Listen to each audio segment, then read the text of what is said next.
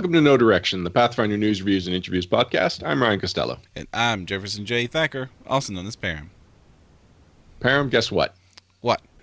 The future is now. Really? Now? Yes. Constantly now. My watch is always late. We know that we are going into the future of Pathfinder this year at Gen Con, and since Starfinder was announced last PaizoCon, people have been asking about Starfinder Society, to the point that the message wasn't even entirely clear going out of PaizoCon if it was going to happen, when, if would it coincide with Gen Con. There were a lot of questions, and luckily there was an announcement a couple of weeks ago that formally made it clear, starting at Gen Con, we will have a Starfinder Society, which will be helmed by the organized play coordinator, Tanya, who is here with us today. Hello, Tanya. Welcome back. Hello. Thank you. Glad organized play lead developer, John Compton. Hi, John. Hello. And joining us, amazingly for the first time, and also joining the Paizo family, is Starfinder Society dedicated developer, Thurston Hillman. Hello, Thirsty. Hello. I don't think dedicated developer is your official title, but that's how it was phrased in the blog, and I really took to that. Dedicated to the cause, yes. No backing out now. Correct. So this is exciting. It's big news, and I know a lot of people are interested in finding out more about Starfinder Society, and we've got a larger audience than usual because of it. So why don't we just start right off the bat? Let's say somebody who is fairly familiar with Pathfinder Society sits down for Starfinder Society for the first time. What is he going to find familiar and recognize? There are going to be a lot of pieces that you find familiar. There's, for example, there's going to be a common general play structure. Like, we do have scenarios, we have quests, we will have some specials, especially as we continue the campaign and we get into the stage where we will be doing multi-table interactives, for example, could entirely be on the docket. But yeah, you'll expect to play for 4 to 5 hours. You will get a sheet that says you sure did earn these credits and this prestige or reputation stuff, some boons, things like that. That will be very familiar. The idea that you have a character that you level up over the course of these adventures and you carry that credit with you to any table, anywhere, that's also going to be familiar. The nuances and the differences are largely going to be cooked into the Starfinder system itself, the differences between that and Pathfinder, which, I mean, there are plenty of little differences that add up, but it feels very familiar to somebody who knows the Pathfinder RPG. And beyond that, yeah, I think you'll find the experience really familiar from the get-go. Mm-hmm. But just enough alien to make it fun. Does that mean that we really shouldn't expect any major differences from how organized play runs for Pathfinder? That's not entirely true, because one of the great things is that this has been a chance to really take a look at how we structure the organized play program from a mechanics and logistics standpoint and say, okay, what are the lessons that we've learned over the past, at this point, 9 years of play? And what has worked out well for us? What have been some of the things that have been in there from the beginning, which predates any of us? What has worked out well from there? What would we adjust? And how would we make it better? So we have taken that opportunity to improve upon several of the models that have shown up and gradually evolved in Pathfinder Society Role-Playing Guild and introduced them into Starfinder Society Role-Playing Guild. Can you give us some examples? I think we can. I think so. Yeah. I guess now's a good time to say absolutely anytime you feel like you can't say it, just tell us as much. We understand this is all in development, so things haven't been decided. The game is not out yet. I would also if there's nothing concrete, that's fine. I would also like to remind everyone that we are recording this live on Twitch in front of a live audience, and if you are a member of our live audience, absolutely get in your questions now for anything Starfinder Society related, Pathfinder Society related, mostly the Starfinder right now while we're talking about it. We won't get to any of the other questions till we're talking about the other topics, but if you get your questions in the chat, we will be able to get them to our lovely guests. And we already have one question. It's from Dire5, and it is something that I've been really curious about. It's how ships will work in organized play. There's stuff there. You want to cover some of that, Thirsty? Yeah, for sure.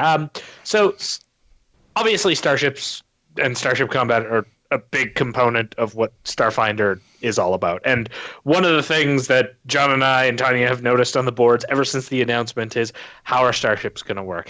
How are we going to have Starships? Well, obviously we're going to have a Starship component, and we're trying to make that a very core part of the system. That you're going to have these Starships, you're going to be able to use them. We've also noted concerns from people that what happens if I have 5 captains show up at the table? 5 Kirks, no Scotties. Oh no, what do I do? Well, I can alleviate some of those concerns because the Starship system has been getting out in the wild here and there. I mean, ever since last Gen Con, it was debuted, and really, like, a character's class doesn't equate to their position on the ship. And it falls in line with a lot of different things. I mean, skills are obviously a key point in that, but there are some other unrevealed parts of how Starfinder works that's going to give people edges in different parts of contributing to being part of the Starship and the crew of that. And how we're going to work that in for society, especially from the angle that a lot of people have asked of, like, okay, are we all going to have customized ships? Well, like any other organization in the Starfinder setting, the society is, it has resources, and it has common types of hulls, common ships that they use.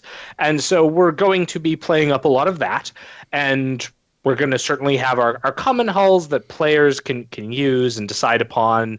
But it also seems like really good fertile ground for, maybe boons down the line.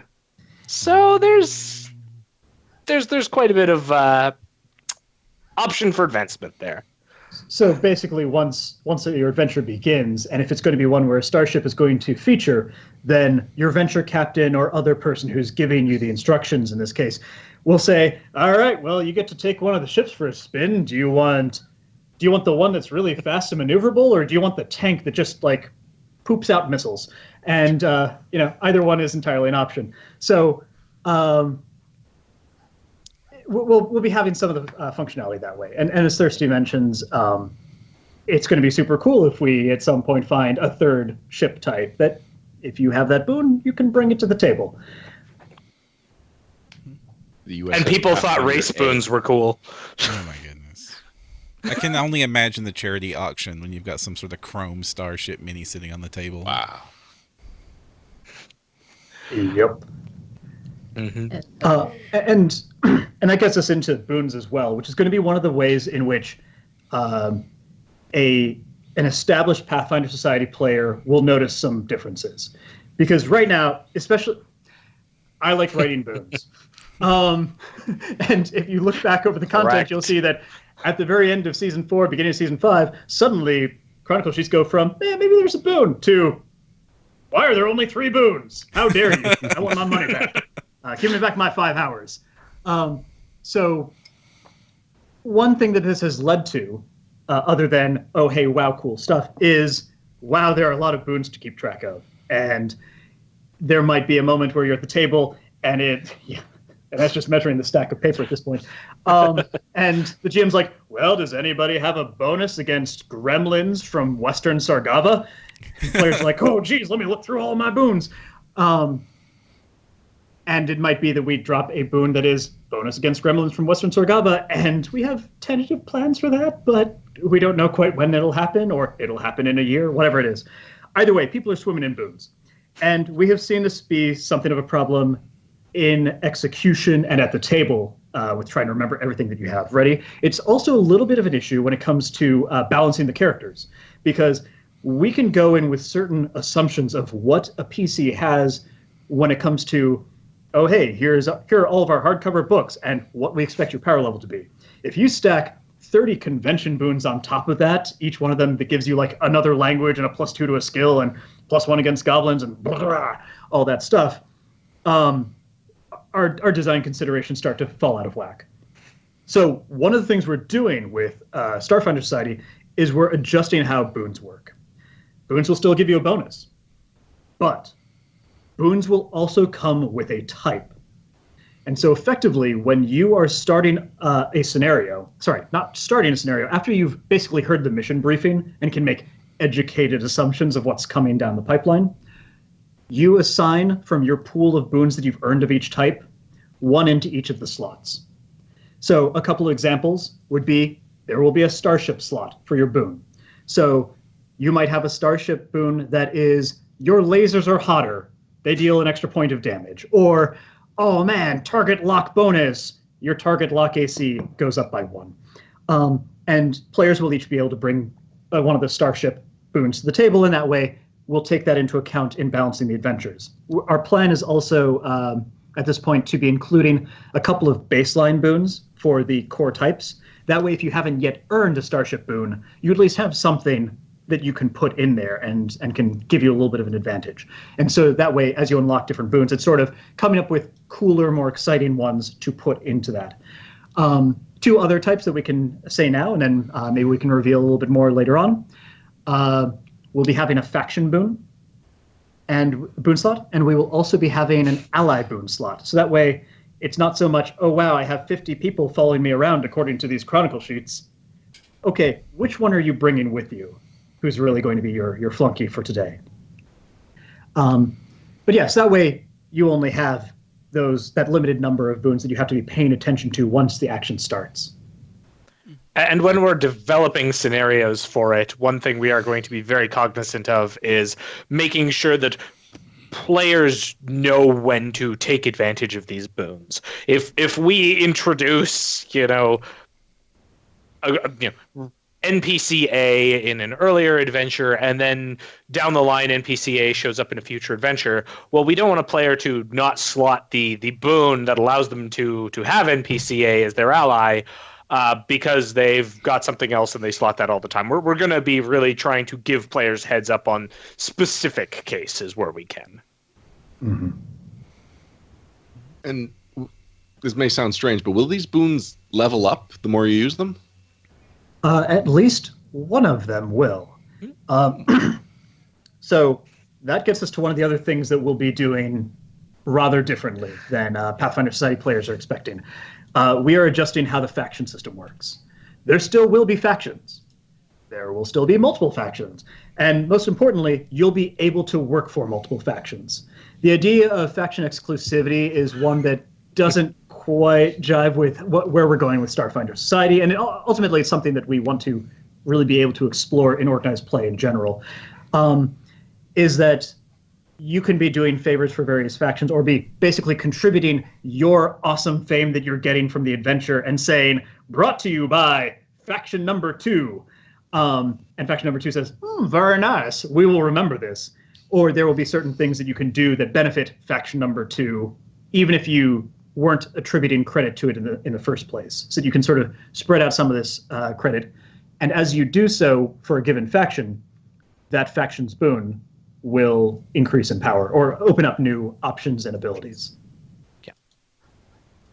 So there's a question from Salubri Anarch, somewhere in there. They ask, will they matter? And I think the idea is that if it's going to be so flexible that you can have so many different boons, how will they actually play a contributing role to the scenario? I think they most certainly will matter, and in some cases, because of that flexibility, it's going to allow players to stay on that sort of existing PFS road of, I want to be super dedicated to this one faction.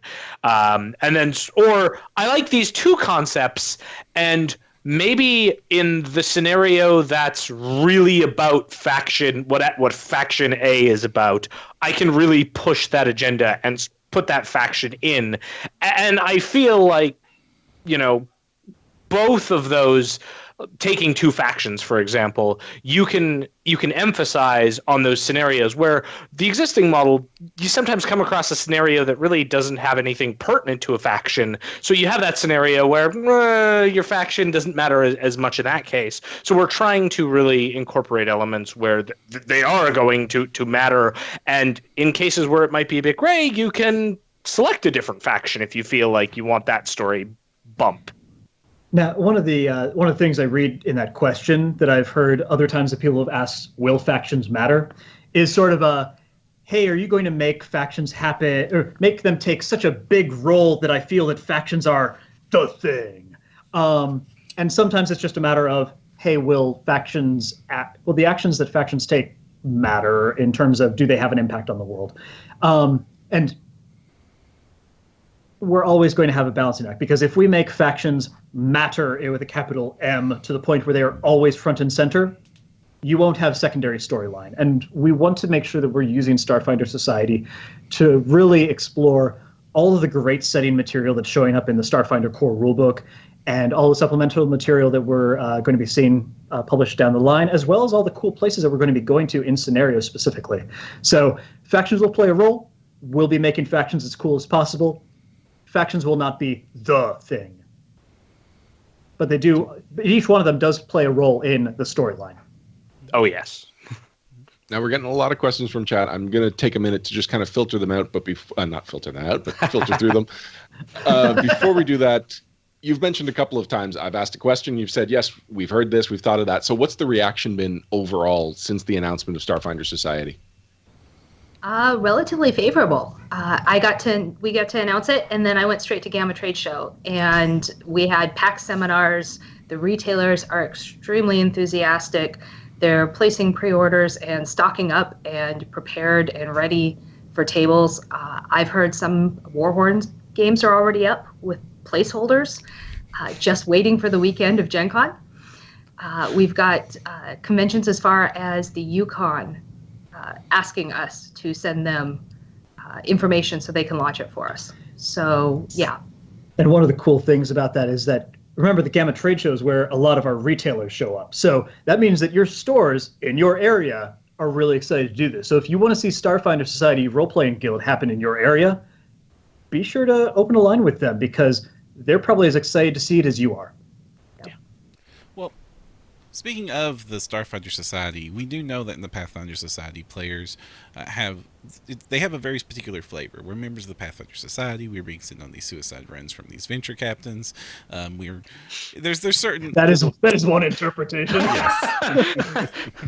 we're doing this fantasy Indiana Jones stuff. What are the objectives of players playing in the society organized play? What kind of roles do they expect to be playing, and the missions do they expect to be accomplishing?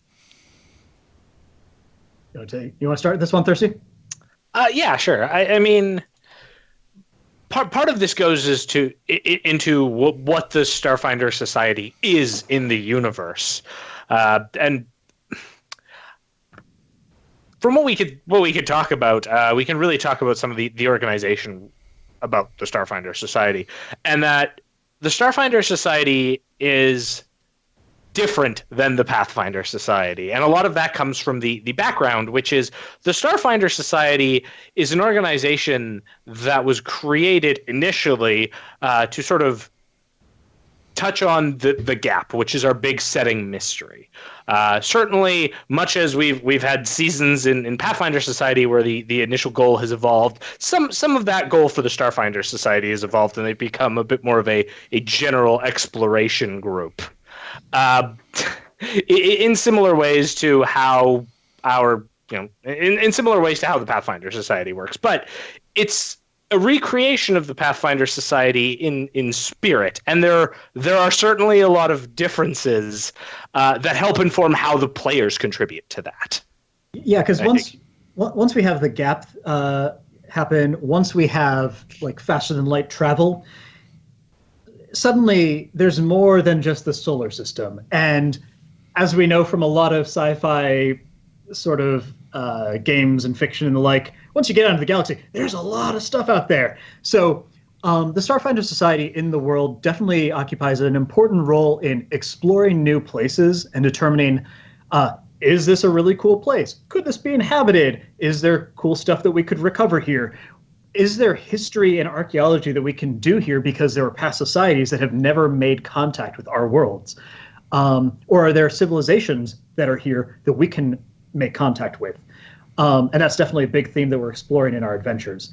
But as Thirsty was getting at, the Starfinder Society is based on the Pathfinder Society because not all of the organizations in the Starfinder setting are ones that existed back in the Pathfinder timeline. So there are some new organizations. There are a couple of old organizations that have existed the entire time since, or in some form. And the Starfinder Society is sort of in between the two, where when it was clear that we needed a big boost of explorers, some of them went through the backlogs of records and the like and said, what is this Pathfinder Society thing? Oh, that's kind of cool. It's like, flipping over some Roman ruins and trying to reinvent the Republic from it. So it's basically Starfinder Society is in world based on imperfect records of the Pathfinder Society. So you will see some features of the Pathfinder Society that are familiar, like the term venture captain, that they have borrowed because it's sort of like saying, ooh, we call these ones senators, sort of idea. This actually brings us back up to a question from an Agunas, who asks, who do we need to talk to if we want Creighton Shane's head in a jar, Futurama style, as our venture captain? So when it comes to favorite NPCs, there are some fantastic NPCs in the Pathfinder Society Role-Playing Guild, whether it's Creighton Shane or Hats. And there has been the passage of many, many, many years. And it is a good underlying assumption going into Starfinder Society that those that you love who are not immortal beings are probably dead. And we will not really be falling back on tropes of like the Futurama head in a jar. So no, there will not be an HMS Drendel Drang or this is our Osprey cannon sort of thing. I don't think we'll be doing terribly much of that. Instead, we'll be doing what we do best as always. We'll be coming up with new cool stories, new cool NPCs to introduce to you, and we'll see which ones are fan favorites and do more with those.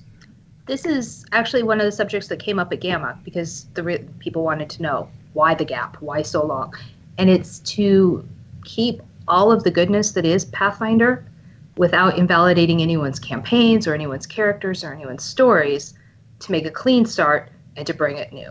So. Well, chat loved all of those answers, by the way, John. Yes. I'm sorry, Drendel Drang. He died in a terrible incident that involved a light drizzle, Absalom, a bunch of old wine, and a keg of salt herring. It's how he would have wanted to go.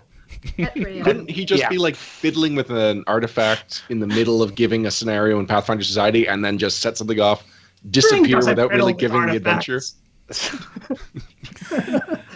Just saying, you could get shot into the future somehow. Oh, God. No, you're the guest.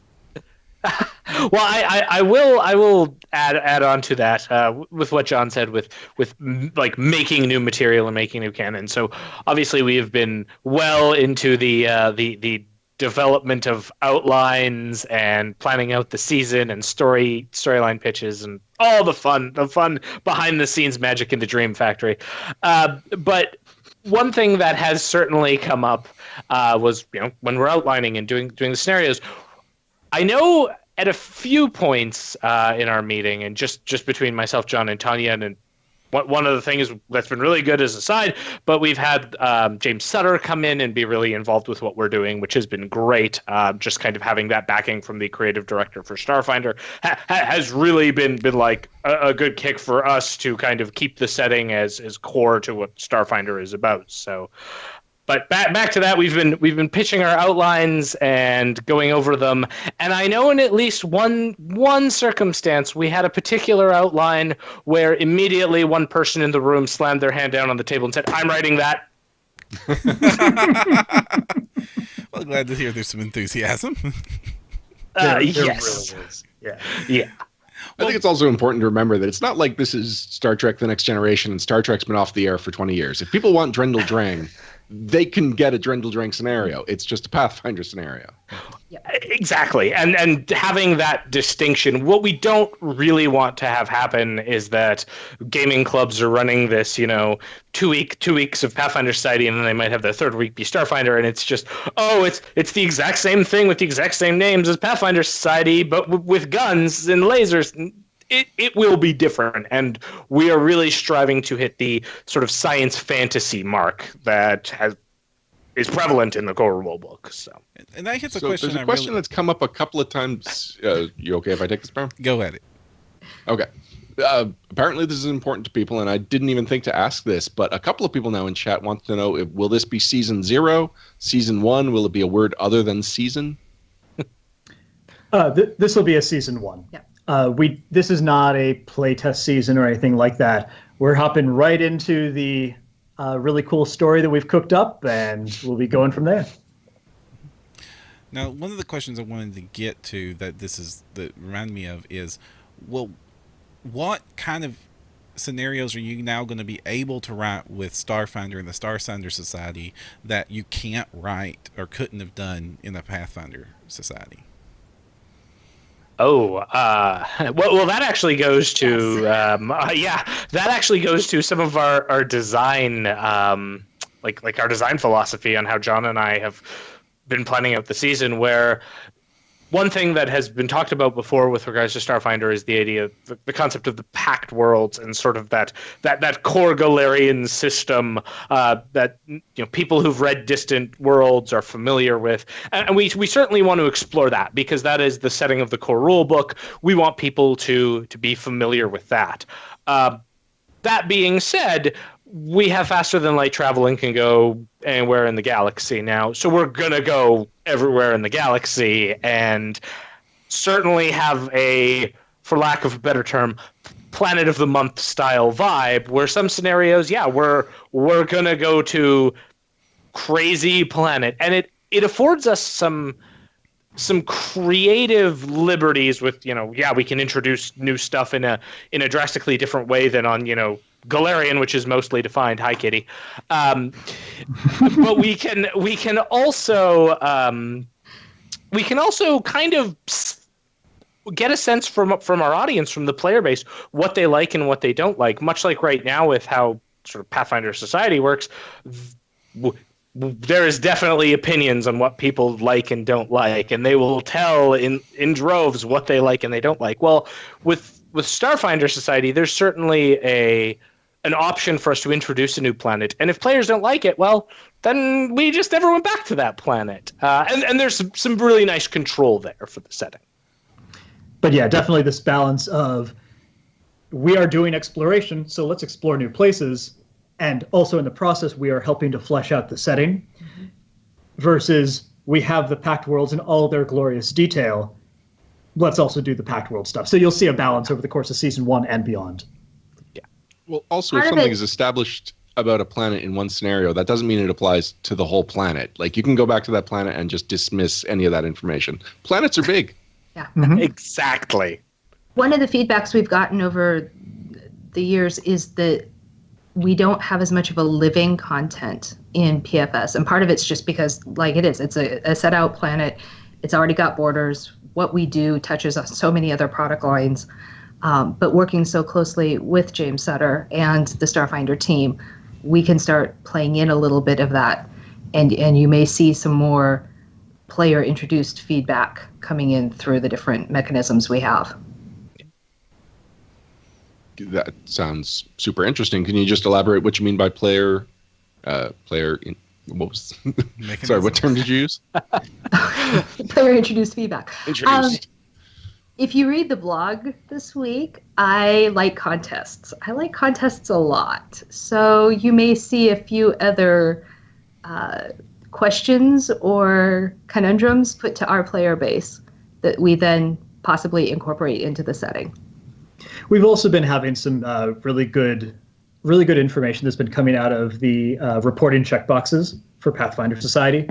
And I anticipate that we will continue to use that mechanism for Starfinder Society in one form or another. So being able to get that reporting data is helpful for us shaping the scenarios going forward.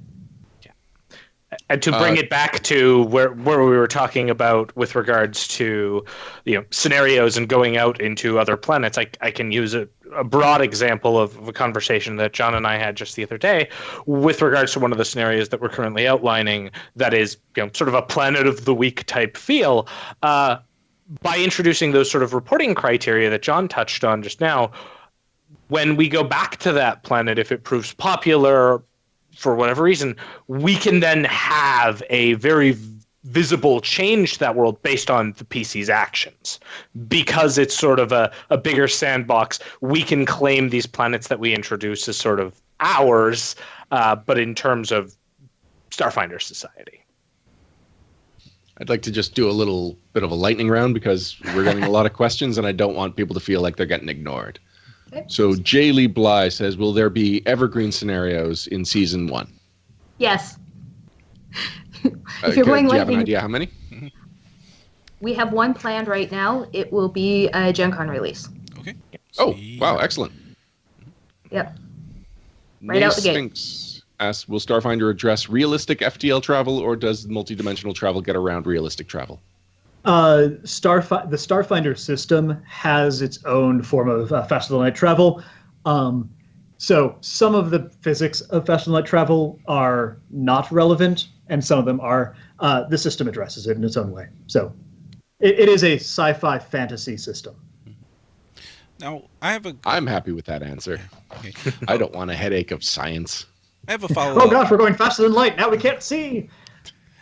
I have a follow-up on that that's kind of related to this. It's like, how much cool versus scientifically accurate is going to be here? I mean, are we going to have Star Wars-style dense asteroid fields, or are we going to have realistic, it's miles between asteroid fields? Like, how much fun versus science accuracy are you going to do? I think in terms of adventure design, it's important to have at least a nugget of realism to any story. And this is something where, because I'm an archaeology nerd, I will sometimes be like, no, you can't have this 8,000-year-old skeleton. It wouldn't exist. And then I go, but it's at least it's mostly decayed. I'll deal with it. So, there's a certain level in which we'll be making decisions of how much realism we need to include, how much we can include based on our personal knowledge, stuff like that. So we will include it where we can and where it's reasonable, but we're still making fun adventures. All right, a couple of people are asking about the first Starfinder AP. How long before we can expect that to be sanctioned? So we've been working with Rob McCreary, who's the developer for the Starfinder adventure path called Dead Suns. And the first volume, Incident at Absalom, is going to be, or at Absalom Station, is going to be coming out at Gen Con. I suspect that we will be having that sanctioned by Gen Con or very soon after. We've been working with Rob pretty closely, and it's already gone up on the website that I'm doing the second volume, so that should make it easier to sanction. Yeah, where better. Right. Add in stuff to make Thirsty's life hell. Correct. Add that to the long list I already have. But yeah, they are of a great size and a great scope to be sanctioning, as well as even the in-world flavor behind this AP also makes it really easy to sanction. So I suspect that we'll be sanctioning those in a timely fashion. I was expecting you to say that when the AP was done. You're actually going to be doing it as the AP comes out, more or less? At least ideally. Wow. I want to make sure that we're giving players in the Starfinder Society role-playing guild as much content as we can, given our start to the campaign. And we're only doing one scenario per month to start off, and if we see the feedback and the play numbers that support that people really love this stuff, you bet we're going to be re-examining our rate of publication there. Yeah, Wow. Eric said, show me the numbers, and we said, okay. Yep. I was going to make a joke about doing it to all APs, but it sounds like that's actually a goal. Mm-hmm. Cool. Twin City Gamers is asking, will it also have a campaign mode and a standard mode? Undecided. Yeah. Oh, all right. Any reason that that's not an easy yes? Well, at least from my perspective, because we have not looked at it in detail to see how it's done, and also Thirsty's the one kind of doing the final development of that level of stuff, and I don't want to be like, hey, Thirsty, you're doing this now. Congrats. It's going to factor into the guide, which is obviously the next sort of big project that is being worked on internally by all of us. So yeah, before we absolutely stamp how it'll work, we'll ask us again probably at PaizoCon for a bit more on that particular topic. But one other thing on the APs, just a quick, is when we went through our creation of sort of the spreadsheet for season 1 and what we would be looking like for character progression, we tried to keep in mind that there would be people who would be playing through the AP. So not only are we sanctioning it, we're trying to keep those numbers in mind for, okay, where are the real keener gamers going to be level-wise by the end of season 1 or at certain points within the season? So. Where are they going to be by the end of month 1? They By play the end AP, play all the scenarios. So if you play the AP, if you play all these scenarios, then you'll be approximately level 3. You'll be close to level 4. Yeah. And will the scenarios coming out in the first couple of months still be able to handle level 3 and 4? Absolutely. All right. Now, we have a few people asked this, but I think Kitsune Warlock asked it first, is will the seasons be themed with meta arcs? Thirsty?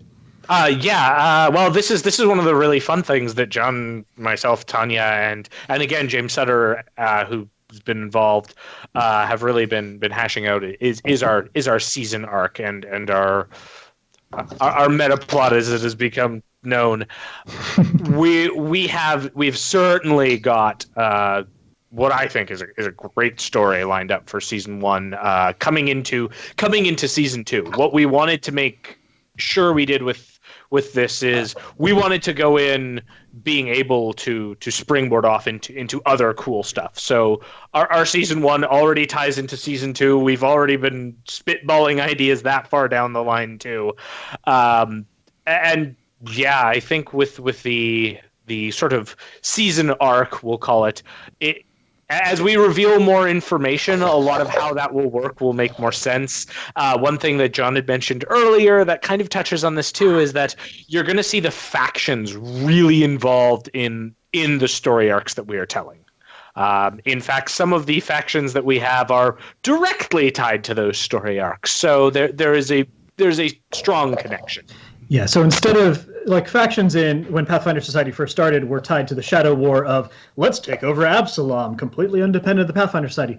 The factions in Starfinder Society are direct extensions of the Starfinder Society, and they represent separate interests in the Starfinder Society and what it's trying to accomplish in Season 1 and beyond. And as Thirsty referenced, at least one of them arose directly because of what leads into Season 1. We have a question from Martundus is asking, are there going to be any evil factions? Evil in quotation marks. No, not really. We're definitely examining exactly where we draw the line as far as degrees of evil in the campaign. But one of the things that's definitely been problematic over the near decade of material for Pathfinder Society is where that line started, where it has wavered, and different elements that have made their way into the campaign regarding evil and how evil can I be. We're definitely looking at not having as much of a, oh man, but what if I only cut him 5 times? Is that evil? How about 6? Level of play. Infernal healing him back up. Okay. Yeah, exactly. So I none of the factions are like, oh geez, we're evil but chaotic neutral. There's none of that. No. I think, isn't Starfinder Society itself been revamped a little bit? The Starfinder Society itself, so the Pathfinder Society in World was a neutral organization. It occasionally did some slightly more good things than it did not nice things, but it was largely neutral. The Starfinder Society does not have an official alignment, but we're sort of leaning it a little bit more toward good because of the good that can come of the information the Starfinder Society is bringing back to the Pact Worlds and making available. And by and large, they have their place in the galaxy is such that having evil actions be part of the public perception of them is not helpful at all. So there will, at the very least, I can tell you, there will not be evil characters. So that rule will be carrying over from Pathfinder Society. So from the sound of this, and actually I don't know if this has been answered. This actually might not even be a question for you guys, but we have them asking if there even is alignment. If there is alignment in Starfinder, there is. Okay. We have Martundo would like to know. Go ahead, Param. No, you get this one. All right. Mortundos would like to know, will Starfinder Society also use the regional support program like Pathfinder Society has now?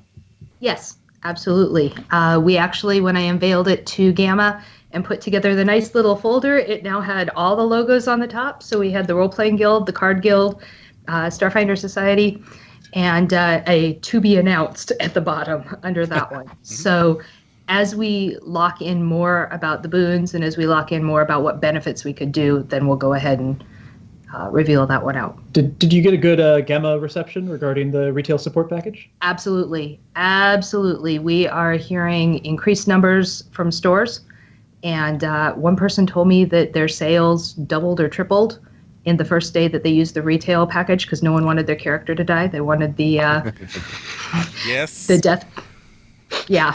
So, no, Gamma, the retailers love both programs. They are seeing older players come back out of the woodwork for the regional support and the boons, and older GMs come back out with the chance to get our Skinwalker out there.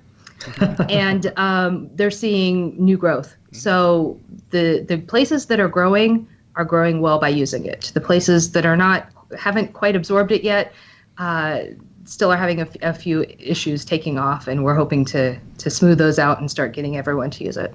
Now, both of these things are very new, and certainly newer than our last time we got to speak with you. So for people just tuning in, can you explain what these programs are and how they're helping benefit the stores and people running these games? The retail incentive program is to incentivize people to purchase stuff from their friendly local game store. So if they spend collectively as a table $10, they unlock a certain type of benefit, and there's a couple to choose from.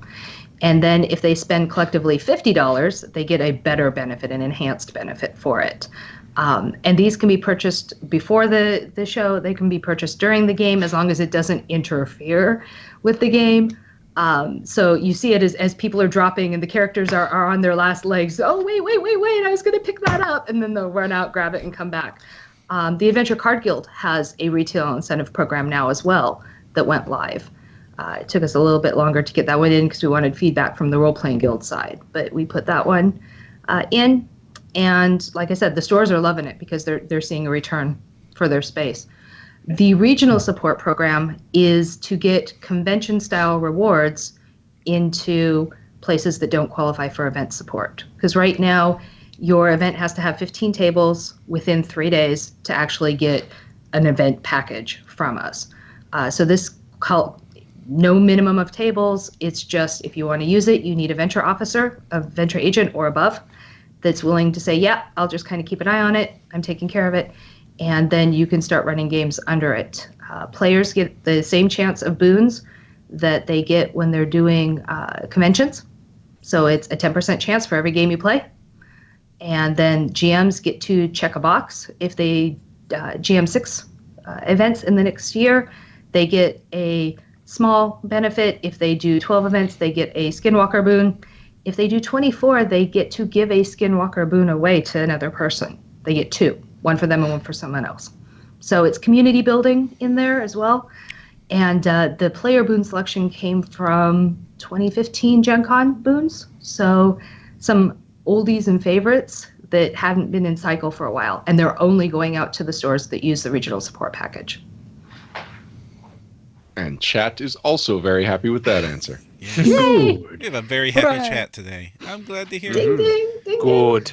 I like Triomega Zero's joke that not stabilized, grab a Snickers. Exactly. I have to admit, yeah, when we started using the retail support, the very first time it saved someone's life, it has now resulted in the mustering also now includes the collection of the receipts and the mad dash to the snack table. I like. Though I don't think it's working so well out in Quad Cities. They keep having player or character death. No player death, but character death. So we may have to retweak it for them. I mean, at least there's no player death. That's that would be. I would feel really bad if there's player death. So I Maybe shouldn't. the stronger retail incentive program. a riot broke out over a skinwalker boon. This scenario was so bad, one of my players died. 1 star. Okay. Speaking of organized play, I've noticed a lot of board games are announcing organized play programs. So is organized play becoming like, is there more competition for that space and time in a game store? Yes and no. What they Those are calling opposites. They are, absolutely. I got to sit in on some of the different board games organized play seminars at Gamma, and they're talking about tournament play. So it's a one-off, maybe a full weekend, but it's not the same kind of week after week after week after week that we do. So I don't see a lot of competition from there. So that's that part of it. From some other entries in the more of the tabletop role-playing game entries, we see a little bit more. Part of that's regional. I think it comes down to who's playing what where a lot of times. However, the more I talk to those groups of people, the more I hear that with certain support being pulled from their organizations, the organized play programs are folding.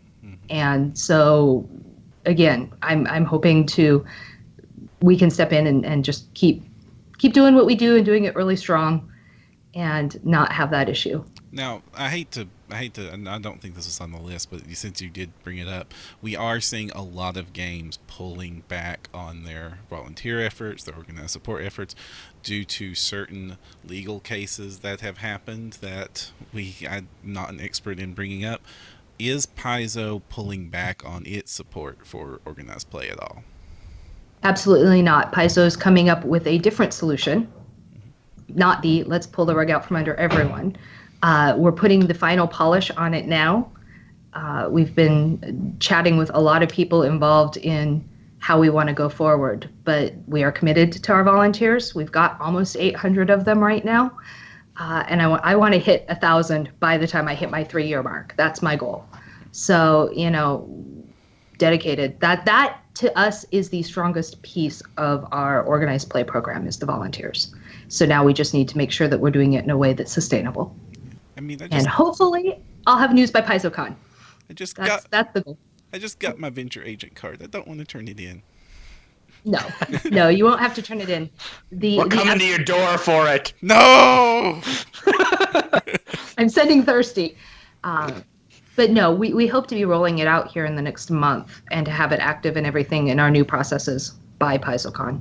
Excellent. It's mostly back end on me and on the staff here. The players shouldn't see any change in how things run. Now, speaking of how things are run, the pacing of releasing of content for Starfinder seems slower than it was released for Pathfinder. About how often can a dedicated player expect to be able to play Starfinder Society? At least once a month. Cover our release schedule. Yeah. I mean, well, as was announced on the blog post, we're aiming for a once a month release of scenarios, along with what we've mentioned on today. AP sanctioning is at the forefront because of that concern. So at launch, we're going to be going at Gen Con with 5 releases, of which we have 3 different scenarios. Three different scenarios, a quest pack, and a pre-gen special, all of which will be getting released there. And then from there, we'll be going to our 1 scenario per month. Again, the AP will factor into that, but it is at launch, it is a lesser release than what you're seeing with Pathfinder Society as we sort of ramp up. And as we see people ravenously consuming Starfinder scenarios, as you will all do. As you do that, and we start seeing increased numbers, well, that gives us quite a bit of leverage to look at maybe increasing that or adding in other options down the line. But to start, we're looking at sort of that release schedule. And even just looking at it from a production standpoint, Paizo has been ramping up some of its staffing to make sure that we have what we need to produce a Starfinder, as well as Starfinder Society, including bringing on Thurston Hillman here. And as we examine things and see whether we are going to ramp up further months down the line, then that will also be part of the conversation, is what other resources do we need to make sure that we can bring you more scenarios per month. Yeah. Well, speaking of resources, someone was asking, will additional resources work the same way as Pathfinder Society? No. It was Kasuni Warlock. Yes. No. So, yeah, it is going to be another one of those yes and no questions, and largely because it's yes from the perspective of we'll probably have a little bit of reading through new options and saying yes this, no this. This one allows you to eat brains. Let's not do that one. And so there will probably be some vetting in that regard, but the way in which new character options are being introduced is going to be a little bit different because we have a different set of product lines for Starfinder. So adventure paths, for example, have back matter articles that, like current adventure paths for Pathfinder, may have some new character-related stuff, and we'll examine those as they come out. Another thing that is entirely possible as to help expand content to match the needs of the organized play program is that you may be finding that there is equipment on our early Chronicle sheets that sure isn't in the core rulebook and sure is really cool. So lightsabers. Maybe by a different name. Laser swords. Let's just stick with lightsabers. You're killing me here. Yeah. So there will likely be some vetting process, but it'll be smaller scale than it currently is. Mortunus asks. Oh, sorry, Tanya. Go ahead. Oh, I was going to say, though, if you look at the fact that got updated relatively recently, thank you, to Linda, because that was really her gargantuan effort. John was in there and answering questions, but she took it all on and just kept going, we got to get through this, I want to keep working on it. But we've made it an organized play FAQ. So there will be entries there for Starfinder going in. So as we identify those questions going through the next few months, we'll try and get that up, hopefully before Gen Con. That is, the more information we can give you guys earlier, the better we're situated to launch this line. And what's more, as far as additional resources go, Thirsty has referenced how we've been working closely with James Sutter, but we've had a great chance of being able to work closely with the entire Starfinder team. Amanda Hammond-Coons, James Keeley, Owen Casey Stevens, and Rob McCurry all have been really, really excellent and supportive in this process, as well as including when Thirsty and I have been going through early versions of the Starfinder game so that we can identify, okay, what adaptations do we need to make for Starfinder? Is there anything in here that is not going to be normally accessible? As well as, and this is again where that whole team has been really helpful, are there any things that we are finding in Starfinder that we can bring back to the team and say, this particular aspect is going to be problematic either in general or for organized play, and we're looking for solutions. And sometimes that solution is, oh, wow, we're glad that you guys were able to go through this and do this and this, and we can have more and more eyes on it. But they've been really responsive to feedback and really great with giving us ideas as we make this program as successful as possible when it rolls out. Speaking of AR, did you guys see we updated it? It got an update today. We're hoping to do another one before the end of March. So that is our timeline and our goals. But, like John referenced, making sure we have all the resources. While we like to work in a bubble, we work really tight together. We still need to bring in the editors. We still need to bring in sometimes other developers for feedback. We need to bring in our digital manager. We need to bring in our art department. So nothing we touch doesn't go through at least 3 or 4 other components of the building before it gets to our players and our GMs. So we move that as fast as we can, but sometimes there's hiccups. We just kind Apparently of deal people with them. did not notice that it went up because 3 people just left chat. It went live about 4 hours ago. Yep. Now, is there going to be any... I'm kind of surprised that many people didn't notice, given the audience. Is there going to be any changes with Starfinder Society on how replaying works, or how does replaying work in Starfinder Society? I don't believe there's any plans for adjusting that right now, but one thing that we certainly are looking at is introducing replayable content and making that a bit more accessible than just how evergreens are currently structured. And we have plans internally that we've been throwing around for that. Probably you'll hear more about those at PaizoCon. And that's another one of the evolutions from Pathfinder Society experience is the Pathfinder Society campaign has, over the past 4 years, been being like, okay, let's try this style of evergreen thing. Oh, that worked. Next year. All right, let's try this style of thing. Okay, what if we made it not level 1, 2? And that has gone over well, too. So I think you'll see some innovation in both campaigns as we explore what is going to work well in that system and what's not. But the idea of absolutely universal replay for adventures still is not really on the table. So this is pretty much in relation to what you were just saying. Rexaliquid wants to know if Starfinder products can be published with legal, not legal Starfinder Society icons in them. That goes to the production process, which means that we would need to make sure that whoever would be going through the approval process on that new material for the organized play program is getting in that feedback before the book goes to print, and adding those tags and being sure that we agree that in the long-term health of the campaign, this will be legal and this will not be legal. There's definitely benefit every time we get another set of eyes on any of our products, and the number of development passes, editing passes that each of our products gets is both rigorous but always open to further expansion, depending upon the time and resources that we have available and the timeline that we have. So I think that would be adding a level of complexity and adding a degree to which it could backfire in a really upsetting way for a lot of players that I would not push that forward. I think it's a lot better for us to be able to look at how the product is and say, okay, let's make these decisions, and also keep in mind that if we need to, we can go back to this web page that's easily changed and say, okay, guys, we're adding this thing in here. Sorry, guys, we're taking this one out. Yeah, when I read Rexaliquid's question, I was like, I'd love to live in that world.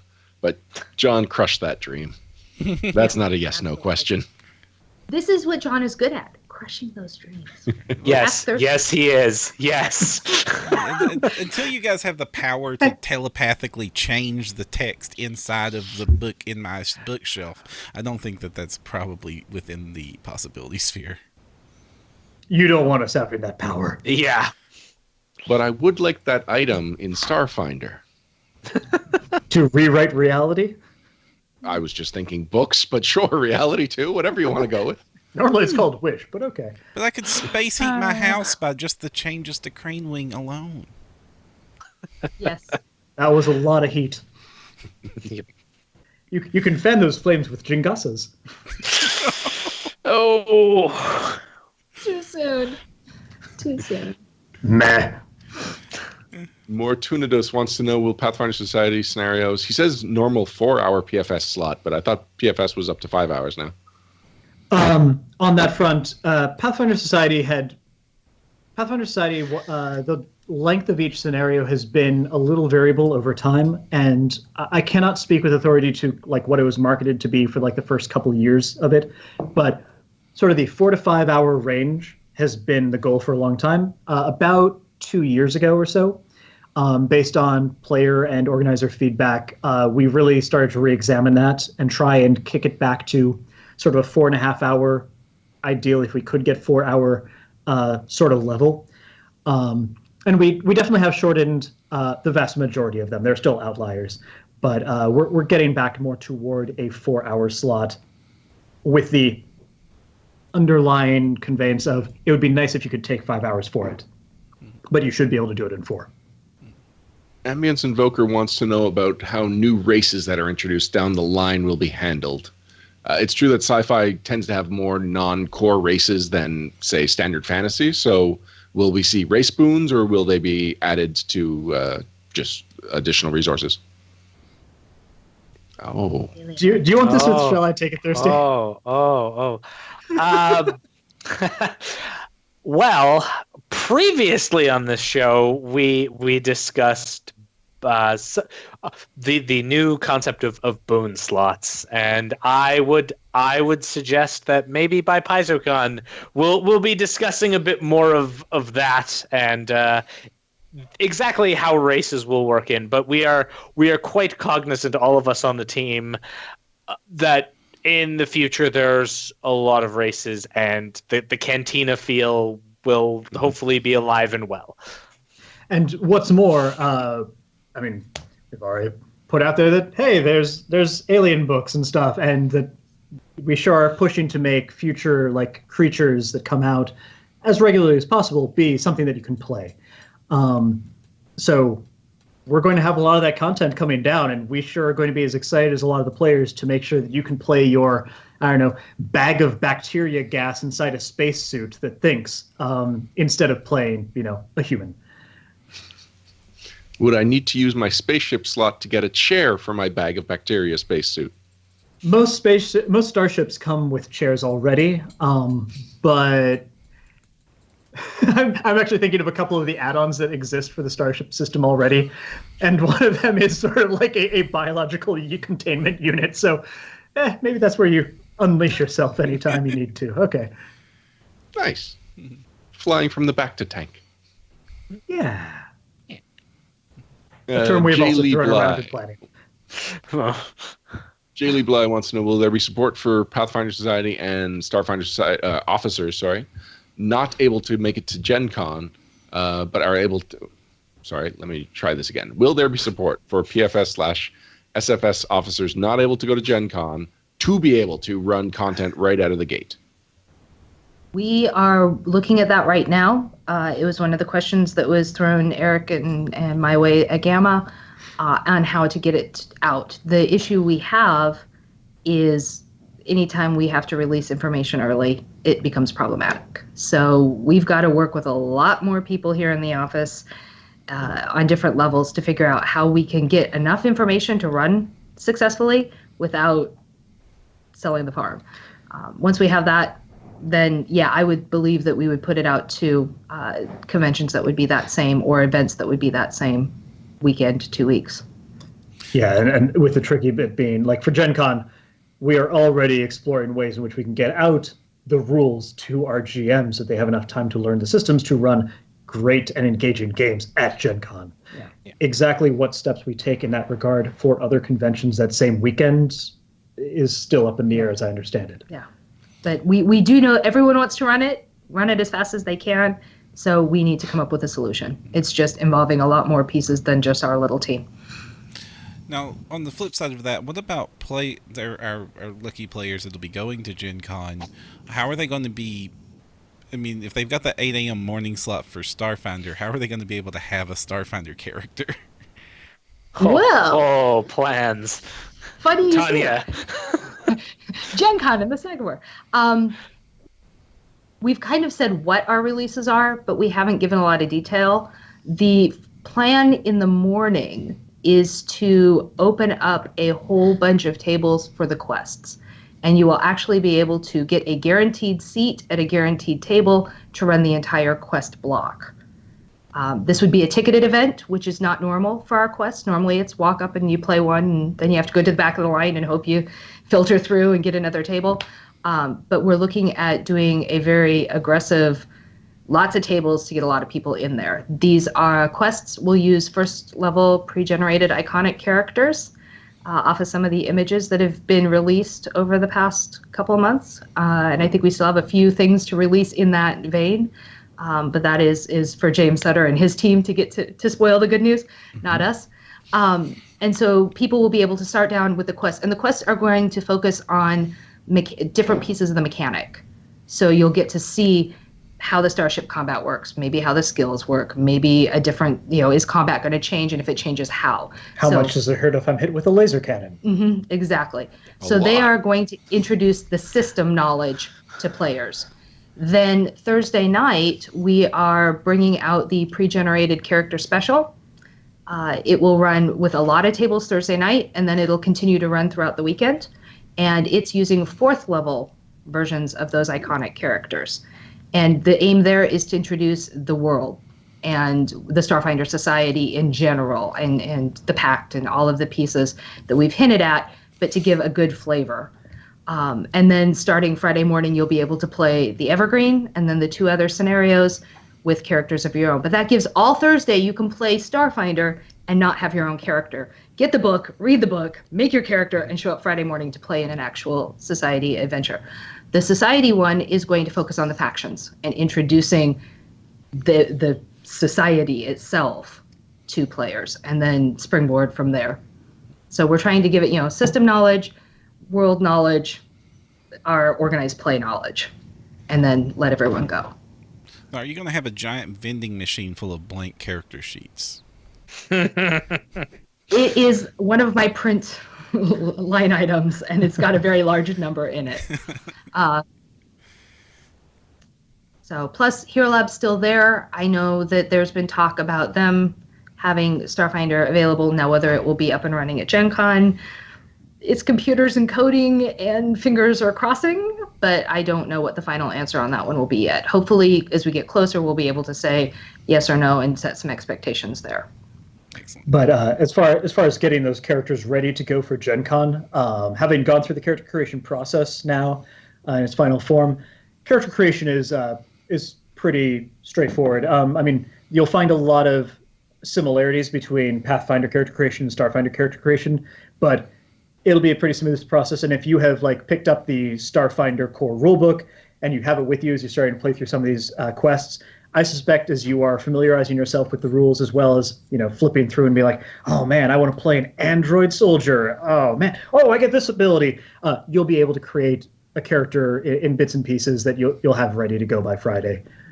And of course, there are always tons of different people around who are as excited as you are, and perhaps even more knowledgeable of the system because they're going to be running the games the next day, who will be happy to share all of their excitement and lore with you.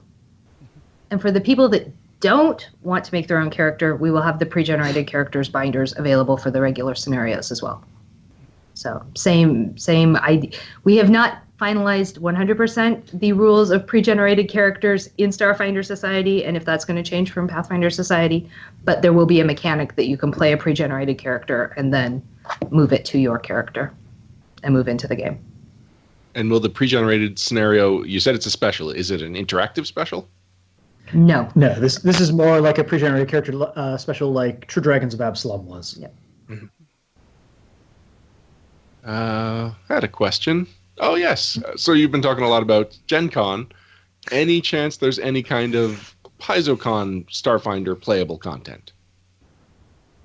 You can expect to see some initial glimpses of Starfinder at PaizoCon.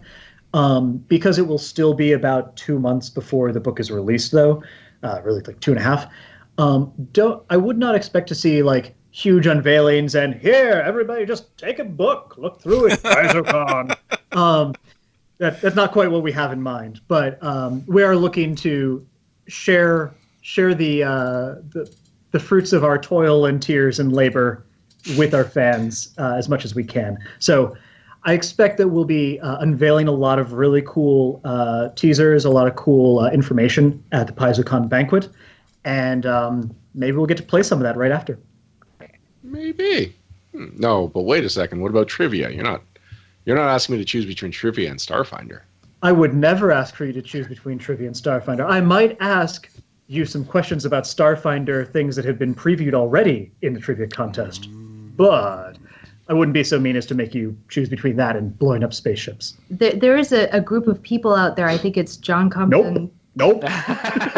can't cancel the trivia contest. They have to come back. Yeah, nothing like making me feel really awkward as they name themselves my children. I thought we were getting grandchildren this year. Yeah, the generations just... They're fast. They're fast.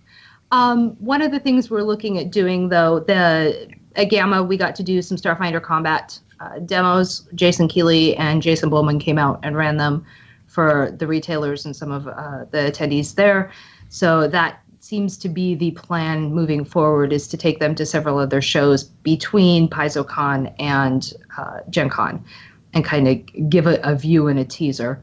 I wouldn't be surprised if things show up at, say, UK Games Expo or Origins, because those are some of our other big shows that happen during the summer season.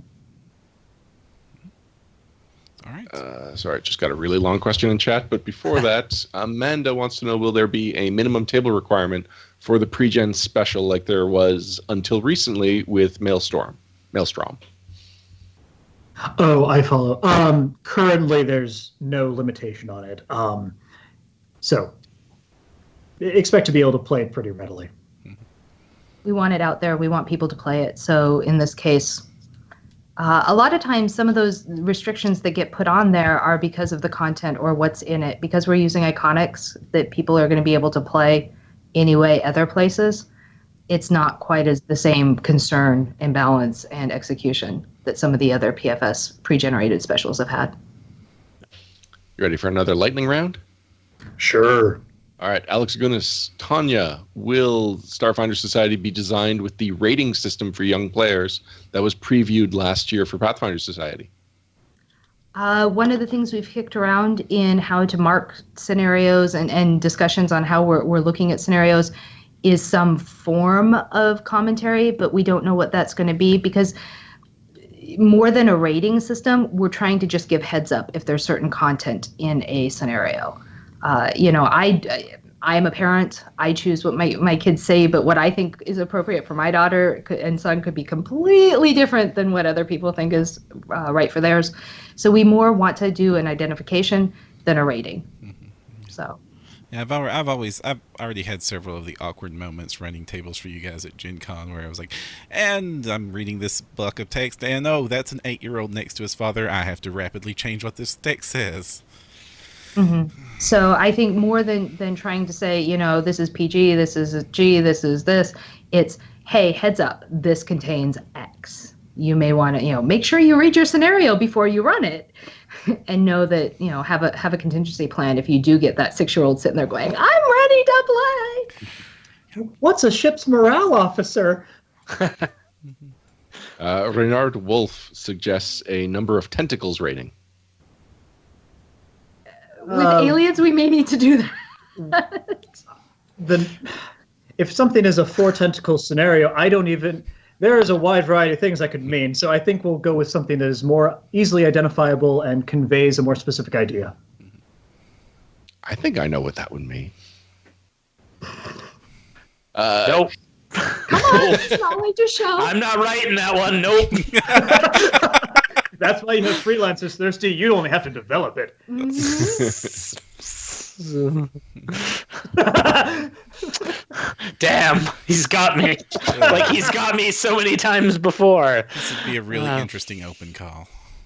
Now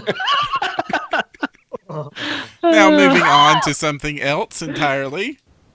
Yes, Keon77, is the PC level limit still 12? Yes. Well, with some caveats. It's not necessarily going to be a hard cap limit, much like we have in PFS. There are tons of characters beyond 12th level in PFS. Good on you, by the way. But for Starfinder Society, even just with the math we have done for Season 1, the theoretical limit of character level means that aiming for 12th level as sort of our capstone is very realistic at the start. And as Tanya previewed with some of our new tier system that we are introducing, it's easy for us to expand. We can easily introduce new high-level content if we need to, and move beyond the sort of the 12th level retirement point. That being said, it's going to be a long time before people get a lot or even one 12th level character. I mean, to start right now, you would have to go through the AP and all the scenarios and kind of strategize the order and do it that way. And we think a lot of people are going to be more interested in getting in games and probably trying out new characters as well.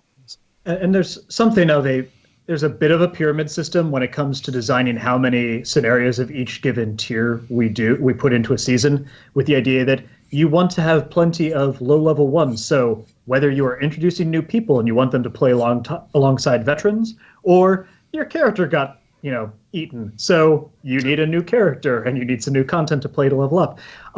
Lower-level adventures still play a really important role, and it's still important to have higher-level content, but the number of high-tier scenarios compared to low-tier scenarios and the needs of the campaign tend to be very different. So you're likely going to see far more low to mid-level scenarios before we see terribly much as far as the high end.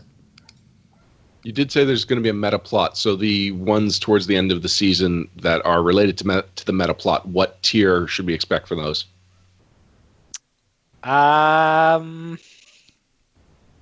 One right. set no. I have to pull up the spreadsheet. I think where players will find sort of the sweet spot, and where which ties into pre-gens as well. That 7th to 8th level area will definitely be a big sweet spot, and that's part of the reason why, honestly, we aren't including 7th level pre-gens as part of what we are doing with our release, just because the content that's going to be specific to 7th level characters, it's going to be very rare that will be something that players need a pre-gen for. At least for the first 6 to 7 months. True. Yeah, basically, we're not going to throw a 7th level pre-gen out there that you cannot apply to anything. We're going to wait until we have 7th level or higher content, so that way it actually merits having them. And as far as determining that, I mean, as Thirsty said, we're going to be keeping in mind where a person could theoretically be with an adventure path, but when it comes to the needs of the campaign, one of the principal things is looking at the scenarios that we have available and what you could get up to with those, to determine when are we starting to publish new content for a given tier. Yeah. Just to let you know, we've been going for almost an hour and a half. Are you still comfortable going a little longer? We've got about a dozen questions from the audience still, and some questions still on the outline, and we haven't even got 2 questions about Pathfinder Society. Should we just say no Pathfinder Society today, or no cap? Just bring it on. Let's keep going. Yeah. All right, bring it on. So anyone in chat, if you want to broaden your questions, asking about Pathfinder Society, what's coming up, please do so. Meanwhile, let me see if I can finish off our lightning round. 12-hour half day wants to know, are there other big space stations other than Epsilon Station? Yes. Yes. Are they evil? Some. Are they alive? Some. All right. The galaxy is a big place. Yeah. I mean, I can use that as an answer for a lot of these questions. What tier range will this be? The galaxy is a big place. Isn't it, though? Amanda wants to know, I think this is probably a question for a couple of years from now, but is there any chance for a Pathfinder Society, Starfinder Society, Gen Con special crossover? We always have ideas. Yeah. Galaxy is a big place. Galaxy is a big place. Twin City Gamers, will Starfinder work for GMs the same way as Pathfinder Society? So like credits, he means. By and large, yeah. Yeah. Looking at our options, looking with the tech team on what our systems can support, because those stars are awfully nifty. But we've had there was a whole thread, or at least several comments in one of the threads on Paizo.com about what they'd like to see planets or rings or what we could do to denote it. But I do think there will be something similar. It's a popular program and people like to see it. The idea of measuring GM stars, Yeah. but doing a separate measurement for Starfinder Society participation. So Well, that's weird because it sounds like the idea is to mostly just homogenize the two games and have just one system, same pool of venture officers, but it would be two different rating systems for GMs? The issue is that you could be a 5-star PFS GM and never crack the book for Starfinder, and you're not going to be a 5-star Starfinder GM. You're going to be a really, really awesome GM that's just getting into a new system. So we want to definitely look at those two as being separate. The reason for keeping the venture officers together is we tried to split them out when we did the launch of the Adventure Card Guild. And there was a lot of confusion of who I talked to for what thing and when and how. Event organizers, store owners, they want to talk to one person. They want that familiar face that knows what they're going to do. So since venture officers are predominantly organizers and not GMs, they can be both. But I ask for volunteers to help me organize things.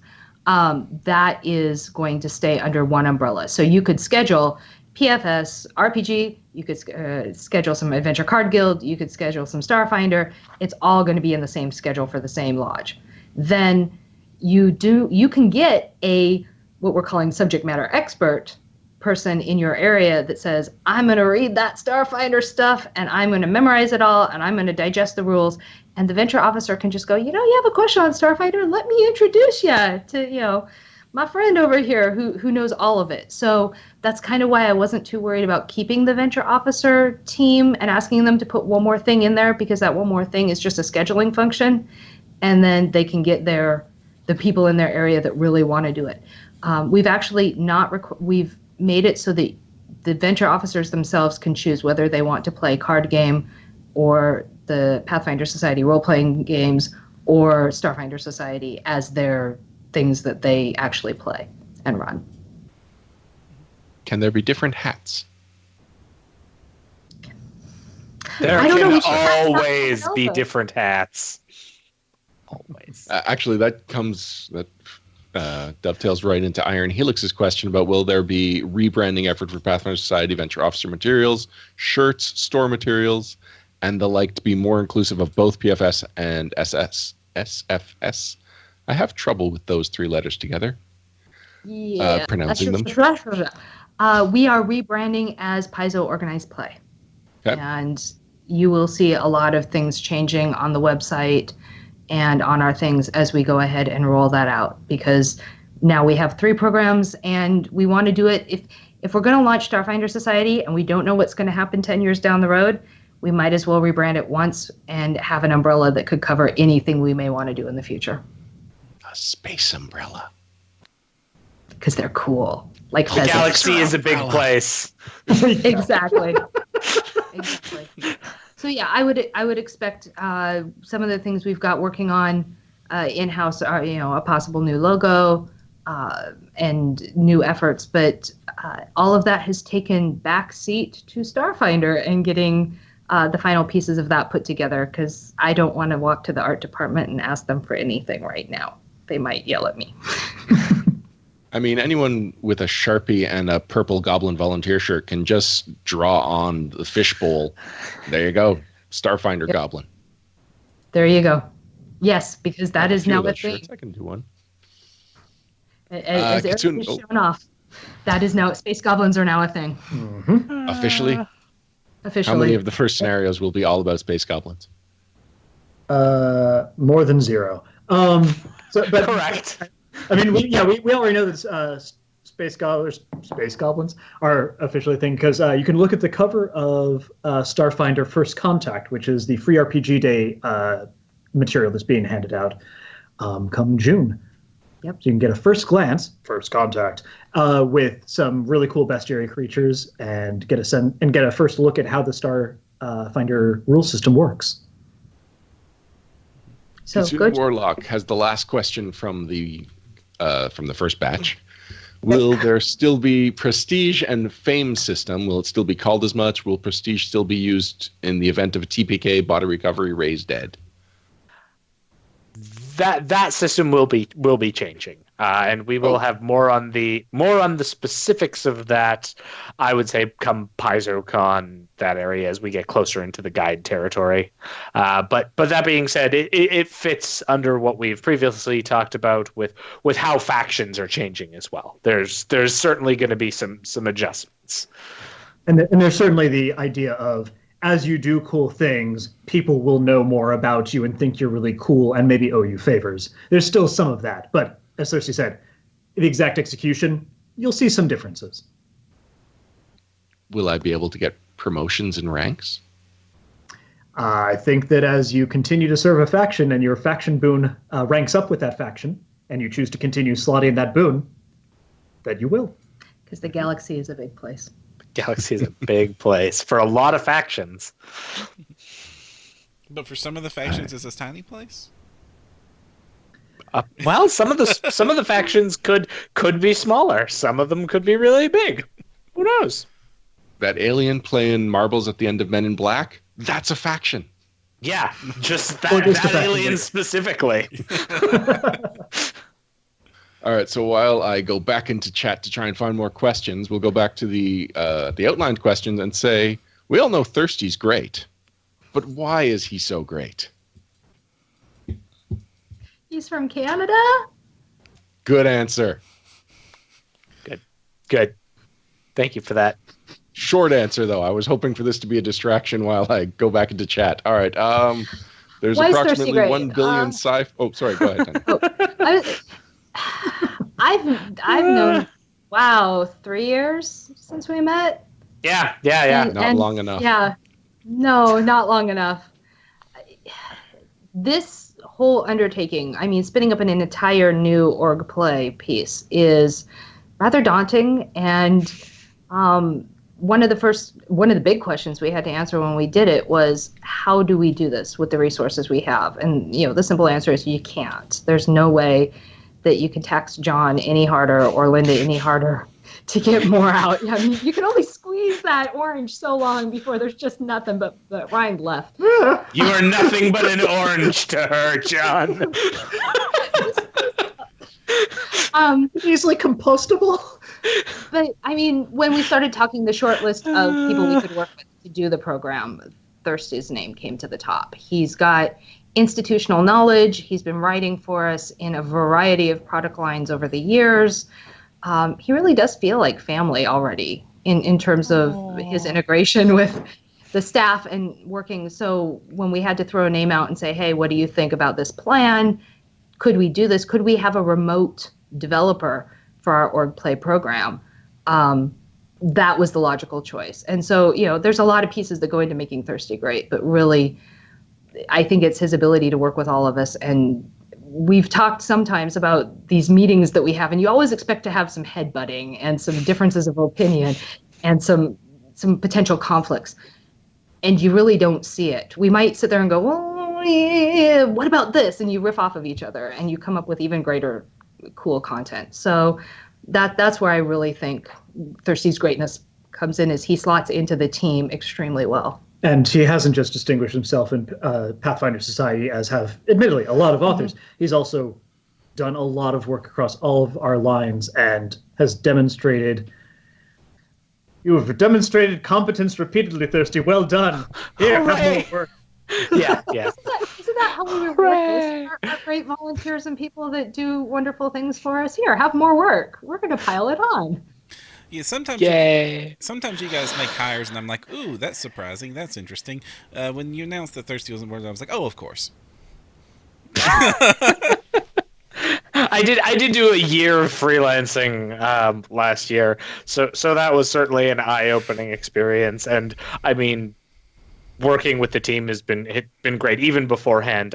Kind of leading up to this in the last few months, I started dipping into development on a freelance basis. And actually, book John and I both developed got released this month. The Monster Hunter's Handbook was recently released, and John and I did the development on that. I did first pass, John did second pass. I also did Heroes of the Darklands for next month, along with 3 PFS scenarios. So it was really good to kind of take that interim step too, from I am freelancing to okay, now I'm doing development on a freelance basis, because we knew Starfinder was going to be a thing. So that was more technical. That was a longer answer. That was more technical talk, not like why I'm great. I mean, I have way more reasons for why I'm great, but I won't bore you all. So generous.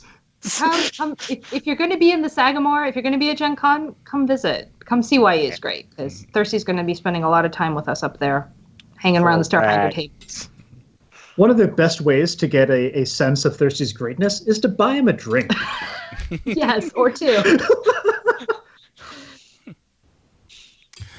All right, I think I can start asking some of these questions, although man, chat exploded when we said Pathfinder Society questions are also welcome. But then it also exploded when we brought up space goblins. Ah, John, the vultures are circling for you. Oh, geez, the internet sure is shortened out. I guess you have to handle this, Thirsty. Oh, no. Kitsune Warlock says, actually mentions that it's a joke, but I think it's a good enough idea. When will we get a Wayfinder skin for our cell phones? That sounds like a licensing question that would be a really great one to bring to probably licensing director Mike Kenway's attention. Well, he's not here, John, so you have to answer. It sounds like something that I'm sure people would really enjoy having. It's a question of scope and how many people would really enjoy having that. But yeah, I think ideas like that are something that are great to bring up to the people who are going to be the ones to really help coordinate the production and design of that. Which probably would not be something that I would design in a scenario. Touche. This is just another boon slot cell phone cover. So Lubri Anarch says, thinks the biggest question is what's the plans for races coming up in Pathfinder Society? We have some. Yeah. Good. We've had a big scheme of here's when we will introduce this race as a race boon. Here's what we will have at Gen Con. Here's what we will have at the Gen Con charity auction. So we definitely have plans for a bunch of races. And then, of course, all of our colleagues keep on producing other books with other races in them, and we have to keep on revising that scheme a little bit. But there's definitely a lot of previously unseen races and race boons that will be coming out in future seasons. Kitsune Warlock asks, has Season 9's name been announced? It has not been announced yet. That is a PaizoCon banquet announcement traditionally, and so we're going to stick with that one. This year we're going to wrap the Starfinder season name in there as well, the Starfinder Society season name. So you'll get 2 for 1. Yes. And for those of you unable to attend the PaizoCon blanket, pay attention to the No Direction Facebook feed and live coverage. Exactly. Correct. Because you, our friends, get the words out for us. Thank you. Yep. You're just fun people to hang out with. So we just appreciate any opportunity to just talk to you. Forget getting all this cool scoops and stuff. Mm-hmm. All right. Another question? Yes. From Salubrian Arc. Any hope about reopening First Steps Part 2 and 3? And this also ties into an Iron Helix question, asking if you will retire First Steps Part 1. So First Steps, one of the reasons that First Steps 2 and 3 were retired was in part because of how we were changing up factions from season 4 to season 5. And admittedly, some of those factions also showed up in First Steps Part 1, especially after, stuff happened to the Zarni and things like that. It's always on the table for us to be re-examining how we handle First Steps Part 1 and whether we want to bring back First Steps Part 2 and 3. I think that the thing that would really help with that would be examining our strategy of how we're handling our factions going forward. And we always love making announcements about the faction involvement and what a faction's role will be in the coming season once we announce the next season name. Or I'm going to stick with the Galaxy's a big place. Yeah, yeah, that's a good answer. Salubri has just really short questions at this point. It's just Shadow Lodge ? It sure is a thing that was a faction. It sure is a thing that probably has several in-world representations of it, of the ones who accept the general folding of the Shadow Lodge back into the Pathfinder Society, ones who say, we sure are still loyal to Grandmaster Torch. It probably has a bunch of different people, and we've already referenced in a couple of scenarios how the Shadow Lodge still exists in world, but is something of an expression of the Grand Lodge faction and the Pathfinder Society itself. We have a couple of scenarios in which there are people who have basically funded an expedition to go and recover lost Pathfinders. And I forget if it's explicit or implicit, that it is Shadow Lodge PCs. What? So they're still there. Yeah. And every time somebody's like, why'd you get rid of the Shadow Lodge? We didn't. They still show up. They're just So better at living up to their name. exactly. Salubri's next question is Asamar ? That sure was an always available race for several years. As for when they're going to get on the rotation next, remains to be seen. We have so many other really cool races that we'd also love to see in play, so we take it into account when we make those choices, but there's some other great content coming. Twin City Gamers says, Thirsty is Canadian. We know there will be poutine in Starfinder Society. Please. I don't know where the idea that the rest of Canada can hold a torch to Quebec poutine. I was going to say, I don't I even had like an Ontario it. So. poutine with cheddar in it. It doesn't even compare. I think Whereas this for poutine qualifies week here for- in Montreal, I had a waffled potato with like a breakfast gravy. Oh, it was amazing. So does Space yeah. Canadian count as a race boon? No, that would be at most an ethnicity. Okay. It would shape that Kenyatin as your first language as opposed to Kenyatin. It's a good alien race. We're going to use that, the Kenyatin. Write that one down. By the way, Thirsty, your English is amazing. All those U's that I throw in there. That I develop out. I don't miss the snow of North Bay, but I do miss Putin. Now this brings up something that is not on any of our outlines. How is this organized play working right now in areas that are not the continental U.S. and Canada? What's going on there? Same way it's working in the continental U.S. and Canada. We have 11 regions. 8 are North American. 3 of them are sitting outside. We have one that's kind of Western Eurasia, we have Eastern Eurasia, and then we have the Asia Pacific area. They've got their own venture officers, they've got their own regional venture coordinators.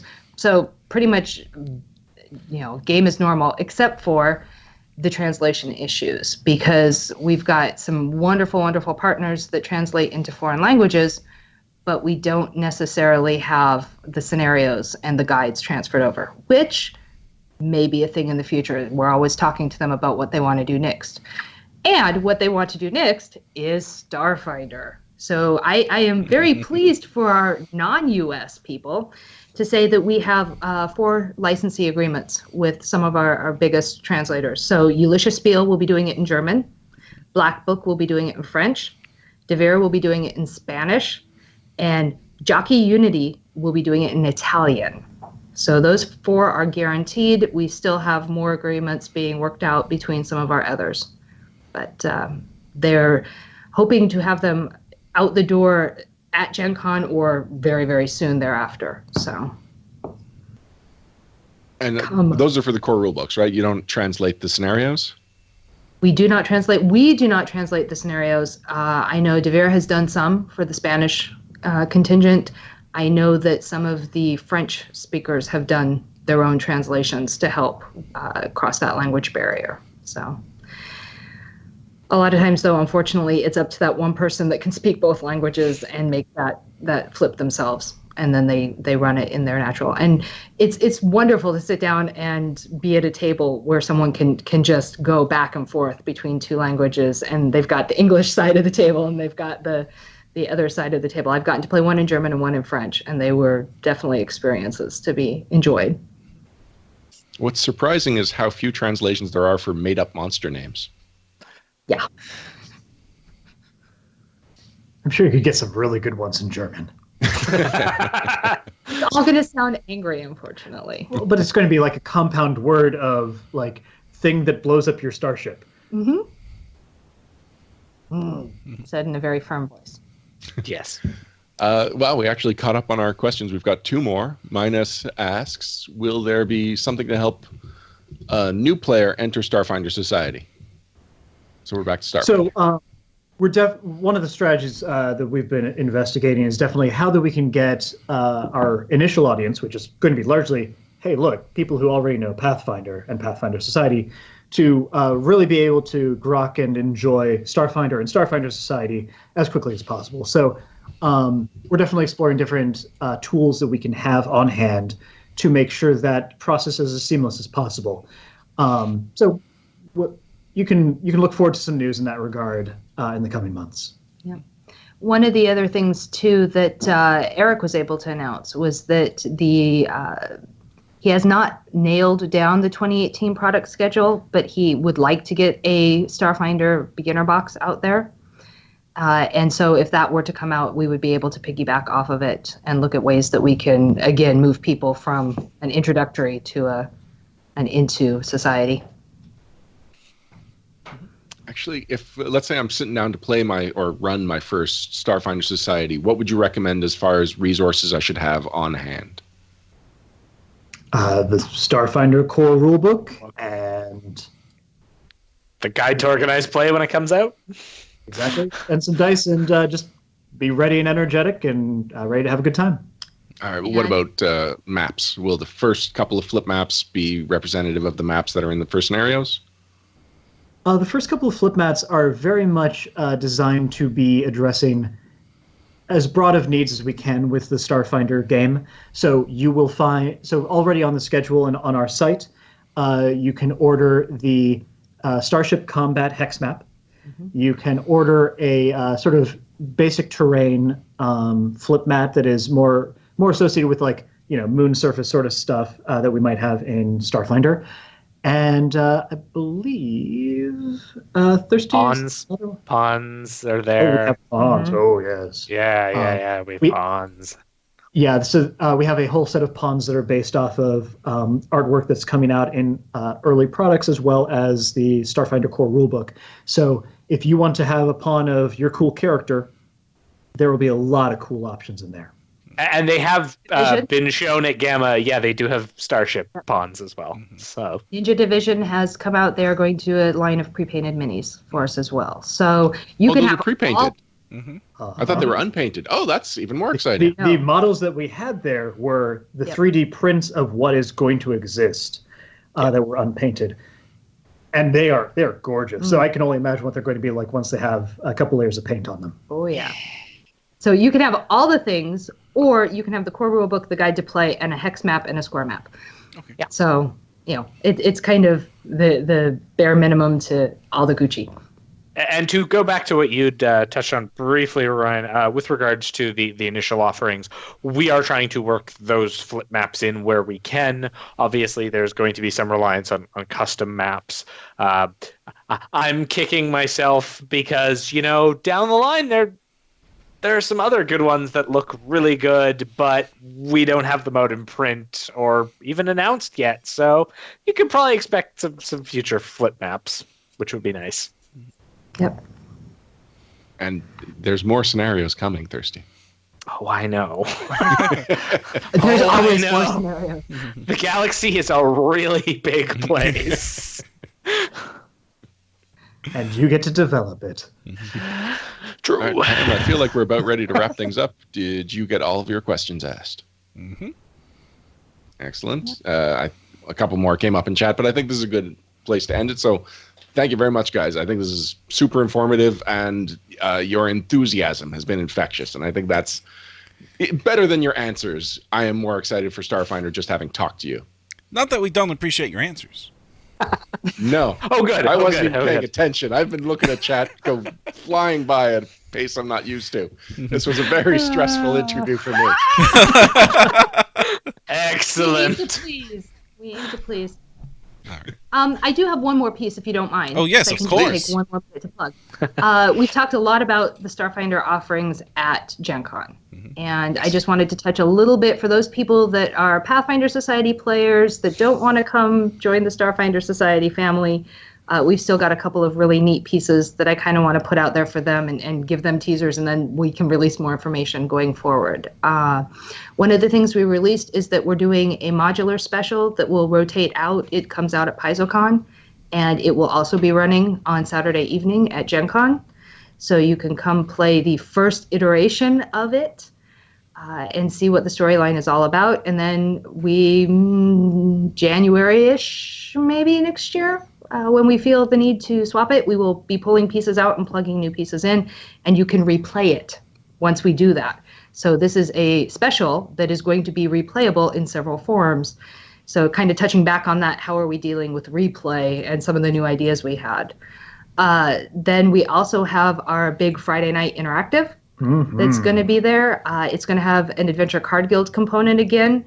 So 185 tables running the same thing with some cool maps that we've already been talking to the tech team about and some really nice pieces there. So, we've got to get back in. I don't know. Do you want to tease anything about that? Well, and on top of that, of course, as has been the case for the past several years, we're also working with Benjamin Looms of Sirenscape to bring in some really cool sound effects.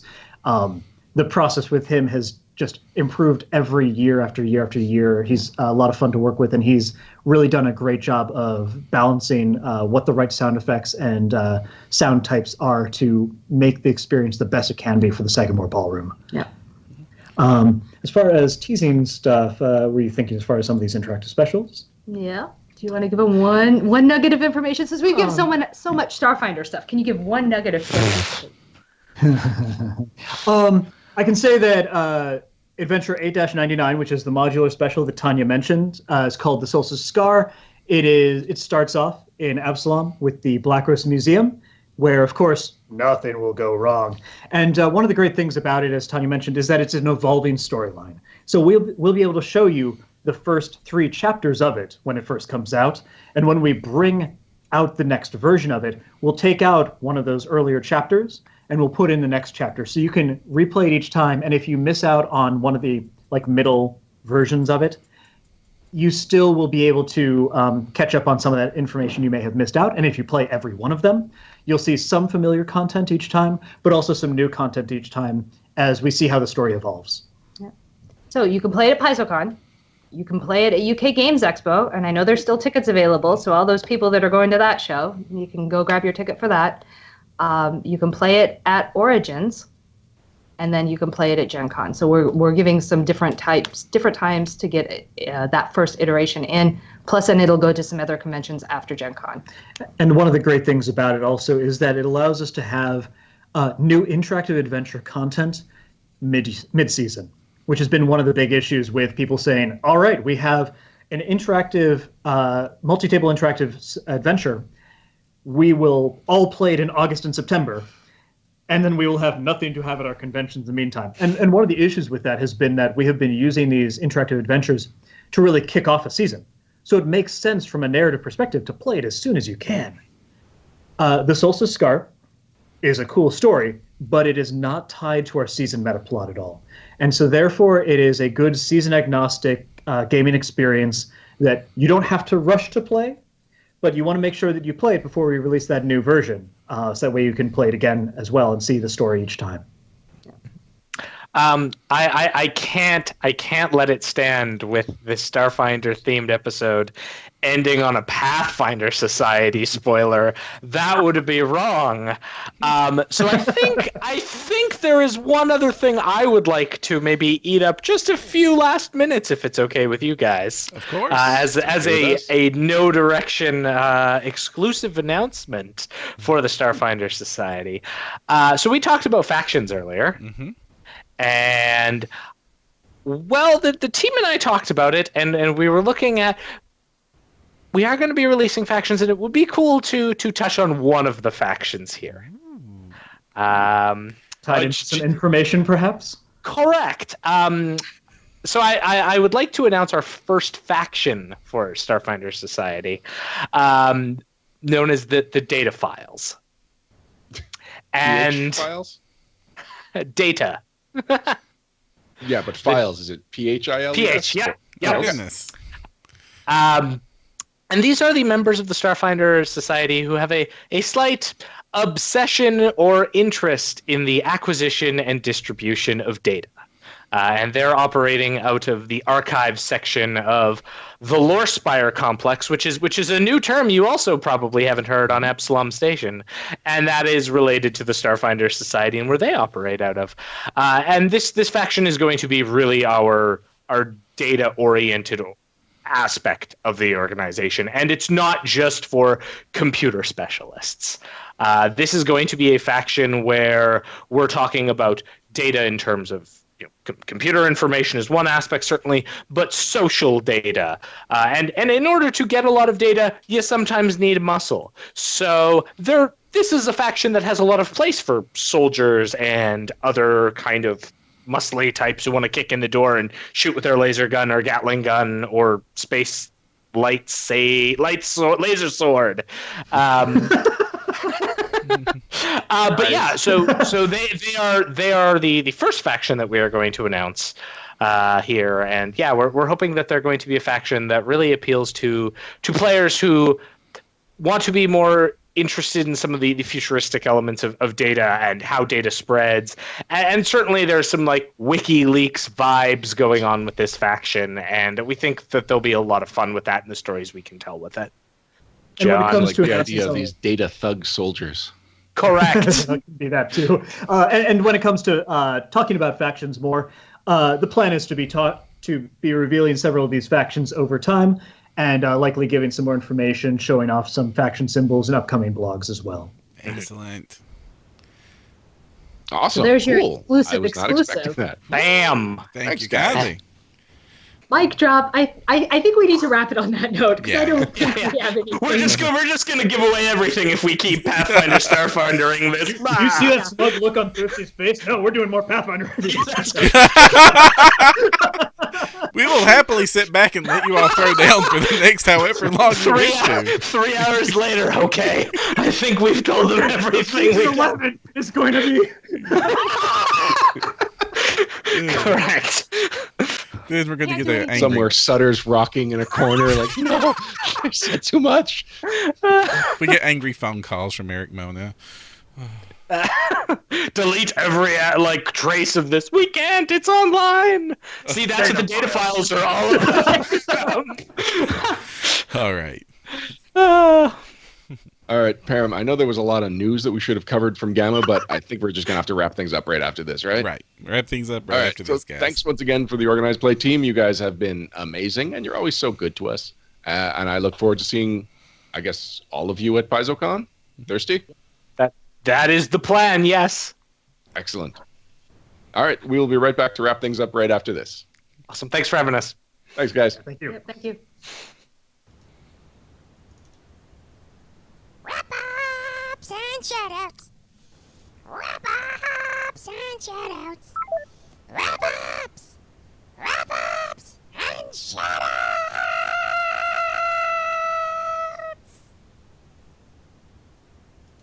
And we're back. Thank you for joining us for episode 153 of No Direction, the Pathfinder and possibly Starfinder. We're going to have to discuss this at some point. Yeah. Well, we've discussed it. We're going to have to find the answer to that question. But yeah, we're definitely a news, reviews, and interviews podcast. Mm-hmm. We do those things. So as we alluded to, there was a lot of news at Gamma.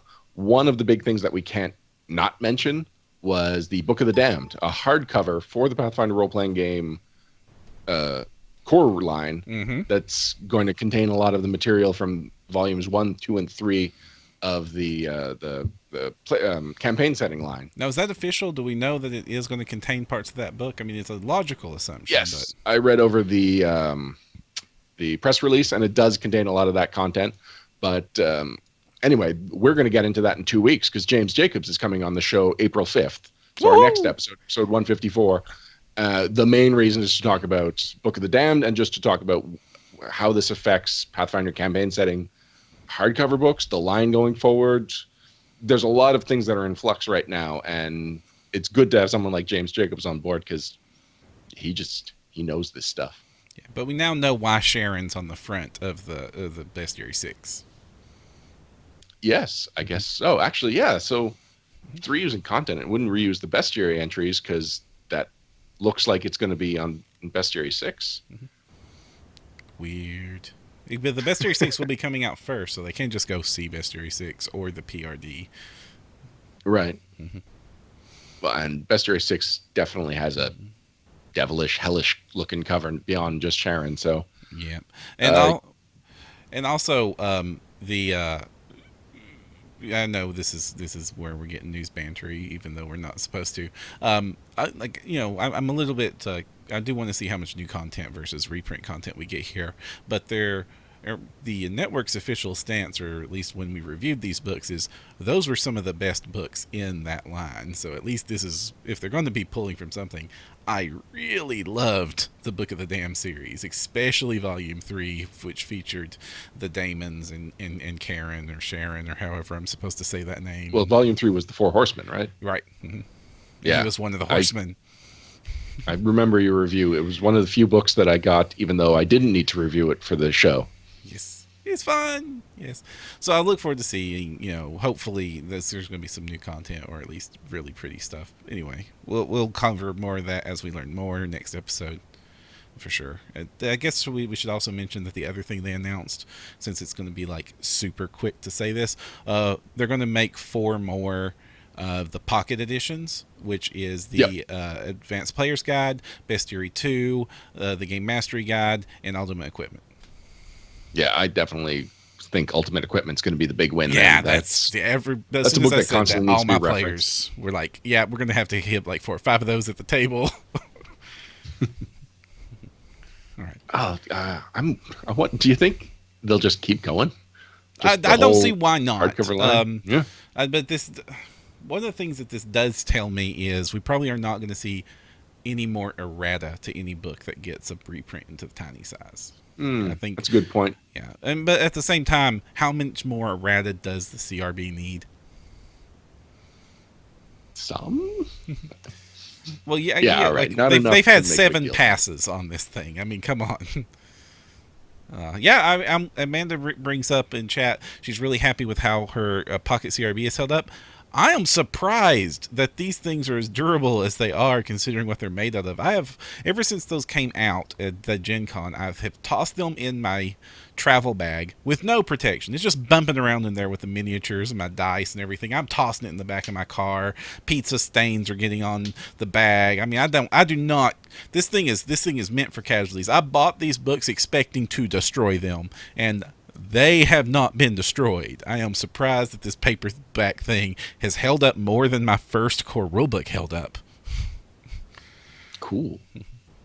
I've seen them in person, but I do not own a copy yet.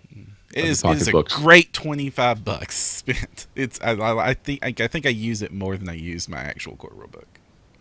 All right. Well, if I don't pick up a new core rulebook, I definitely will be picking up a Pocket Ultimate Equipment. That's gone pretty much. That's become a Gen Con purchase, not just a wait until I get back from Gen Con purchase, like a lot of the Gen Con releases usually are for me. Mm-hmm. Yeah. So wrapping things up, I don't really have anything to shout out to, but there is going to be a little bit of moving and shaking on the network. Ooh, we announcing that now? What's that? Are we announcing that now? Well, because her first article will be the next episode. So we are announcing that now. April 5th. Yes. Yes. Yay. Okay. We're going to be doing a little bit of swapping on the blogs that are up on the network. So normally Wednesdays alternated between my keyword design and my third-party people. Third-party people is where I interview third-party publishers, and I'd still like to do that on occasion, but it just hasn't proven to be the low work blog that I was expecting it to be. I thought I'd just be able to send like a form questionnaire to publishers. But no, I can't help but personalize them, and I can't help but research them, and it basically becomes as much work as any given interview segment for the podcast. So we're going to be phasing that out, probably just specials every now and then, and it will be replaced by Lauren Sieg's blog, which I'm drawing a blank on the name Dear of right Dova now. Queen. Thank you. Yes. So it will be an advice column. It'll be a lot like the no question segment that we just don't get to as much anymore. So it'll be great that people that have questions about the rules, playing the game, the gamer lifestyle, if they have it, they can find a sticky thread in our Facebook page. Mm-hmm. And it will also contain an email that you can send your questions to. We're hoping to get 4 or 5 questions by April 5th, or I guess April 3rd, so that she has a couple of days to make sure she answers them. Mm-hmm. But this is exciting. This is someone that we've been eyeing to bring onto the network for a while, and we don't like expanding the network without really vetting the potential candidates. And so Lauren's had some of us very excited for a while now. So I'm happy. I'm happy to be expanding the network, to be diversifying our content, and just to continue to support the Pathfinder blogs and soon to be Starfinder blogs that we're going to be putting out there. Yep. Go check it. You get her. She has her own. Dear Dova Queen exists on her own site right now. So if you want to get a good idea of her writing style or that content, you can go check that out. I do believe we have plans and motions to migrate that content to the No Direction website eventually, and then of course new content going forward will be on the No Direction website. We'll be doing our best to give you all chances to get to meet and know Laura and her style, and just bring her in as part of the big No Direction family. And just to remind people, Param, are you ready to go through what's been up on the blog the last couple of weeks? Yes, we can, but you have to kick it off because I go backwards because that's the easiest way I can scroll this stuff. What can you tell me about third-party people, Rusted Iron Games? So this is Russ Brown. He was a RPG superstar. I'm scrolling so quickly that my camera is bouncing. Yeah, don't do Sorry, that. people that are watching the video. So Russ Brown was an RPG Superstar top 16 finalist or qualifier.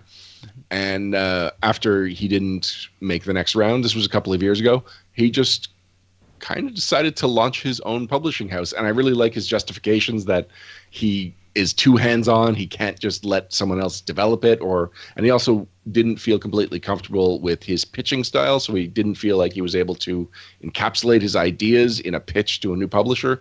So he basically just said, like, I've got these ideas. I know that people like me enough that I got this far in RPG Superstar, and he just started putting out content.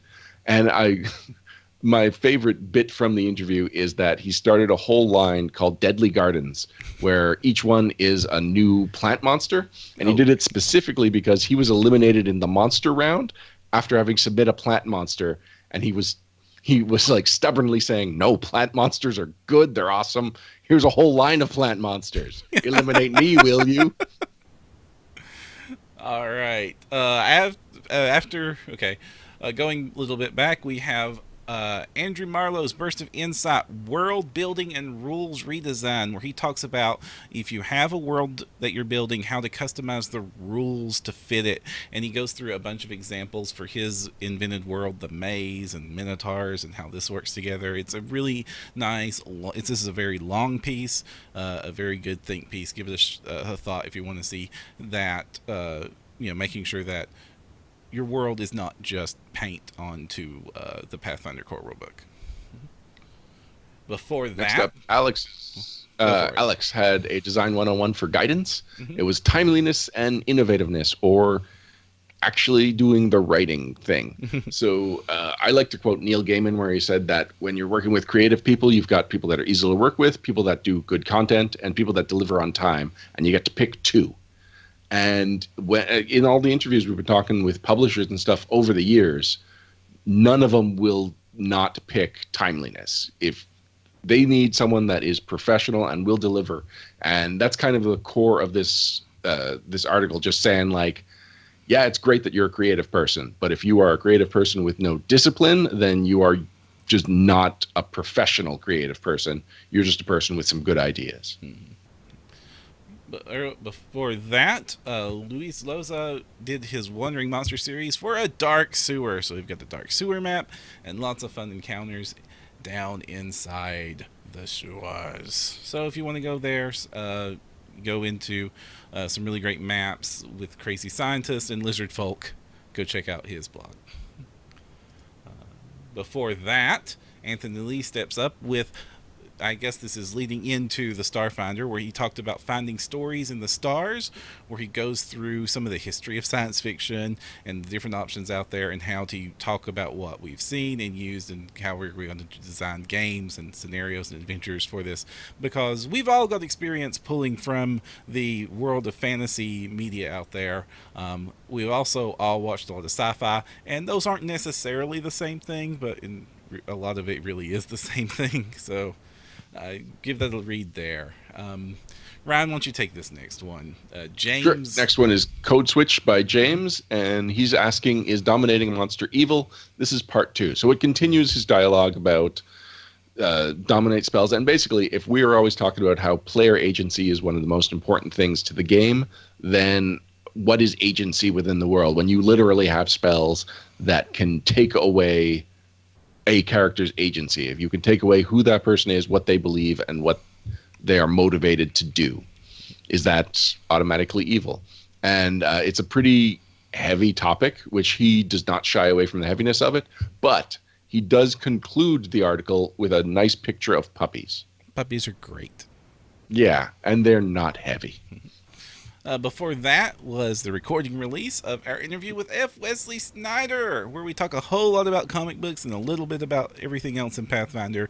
If you haven't listened to that episode from last week or 2 weeks ago, go check that out. But that's not the only thing. We're going back into the blog content. We have iconic designs. How do you do that, Alex? How do you do that? How do you do that? Alex, this is a reference to an anime that I don't remember what it is, but Alex was super jazzed about it, and I could never do it justice. Only to say, read it, and if you know anime, you probably see what he was going for here. But he does pull some material from the Psychic Anthology, which I think might have come out like days before this blog went up. Mm-hmm. All right, now moving on to there, we have Luis Loza again, this time with his monstrous physique, where he did the Moogle. And considering I've been on a huge Final Fantasy binge lately, it was really fun to see the Moogle Troubadour statted out. And then finally, we've got Monica Marlowe's collaborative writing in her Inspire Confidence series. So, or not series, it's Inspire Confidence is her blog. Collaborative writing is the newest topic. And it's really clever because so much of RPG, not just playing, but design, is about collaboration. And so it just kind of goes into teamwork at all layers and at all levels, and the surprising conflicts that might come up when you're collaborating creatively. Yeah, in my experience, working collaboratively on a creative project does not decrease the work involved. It increases the work involved. To make much better work in a lot of cases, but it's an involved, complicated, and often hair ripping out prospect. Alex is in chat and he just screamed Bleach. It's a reference to Bleach. Oh, the Phantom Blade spiritualist build. I am glad people enjoy that show. Well, he even says he doesn't like the storytelling, but he likes the magic battle system. I'm glad. Basically, Dragon Ball Z with swords, he says. All right, and that wraps up everything that has been on the network since the last time you've heard us talk about everything that's been on the network. So one last thing to shout out to is that PaizoCon is coming. I will be attending. So will actually only a couple of members of the network this year. Last year we were spoiled for network members. Param, you were the only one that didn't make it, but we did that live stream seminar, which was really fun. Paizo has said that they will be announcing a call for seminars and workshops and stuff in the next coming days. So No Direction will probably have some kind of seminar content, but if there's something you would like from us, now's a perfect time to pitch it, because frankly, I just have some generic ideas, and I'd love for what people think we have to say, make a whole topic about that. So let us know on Facebook, or I was going to say on the forums. That's been a while. So let us know on Facebook or nodirection@hotmail.com. Excellent. All right. But while we're talking about Pathfinder Society, I did want to call attention to somebody that has been a real help for Pathfinder Society coverage for the last couple of years. It's Darren Caldemeyer. He, for at least 3 years, possibly even more than that, he's been our official countdown correspondent for PaizoCon. He is not going to PaizoCon this year for the first time in a long time. And so I am not... I have no expectation to have him count down to the thing that he has to miss this year. So we might throw something together, but it will definitely not have the same dedication and commitment that Darren had in the past. So once again, Darren, you have been a huge help, and it's fun. Like, the countdown to PaizoCon is a great way to hype us for PaizoCon, but it's been super helpful for us. So thank you, and hopefully we'll see you in the future. And until next time, I'm Ryan Costello. And I'm Jefferson J. Thacker, also known as Param. And if you want to find the path, you need no direction.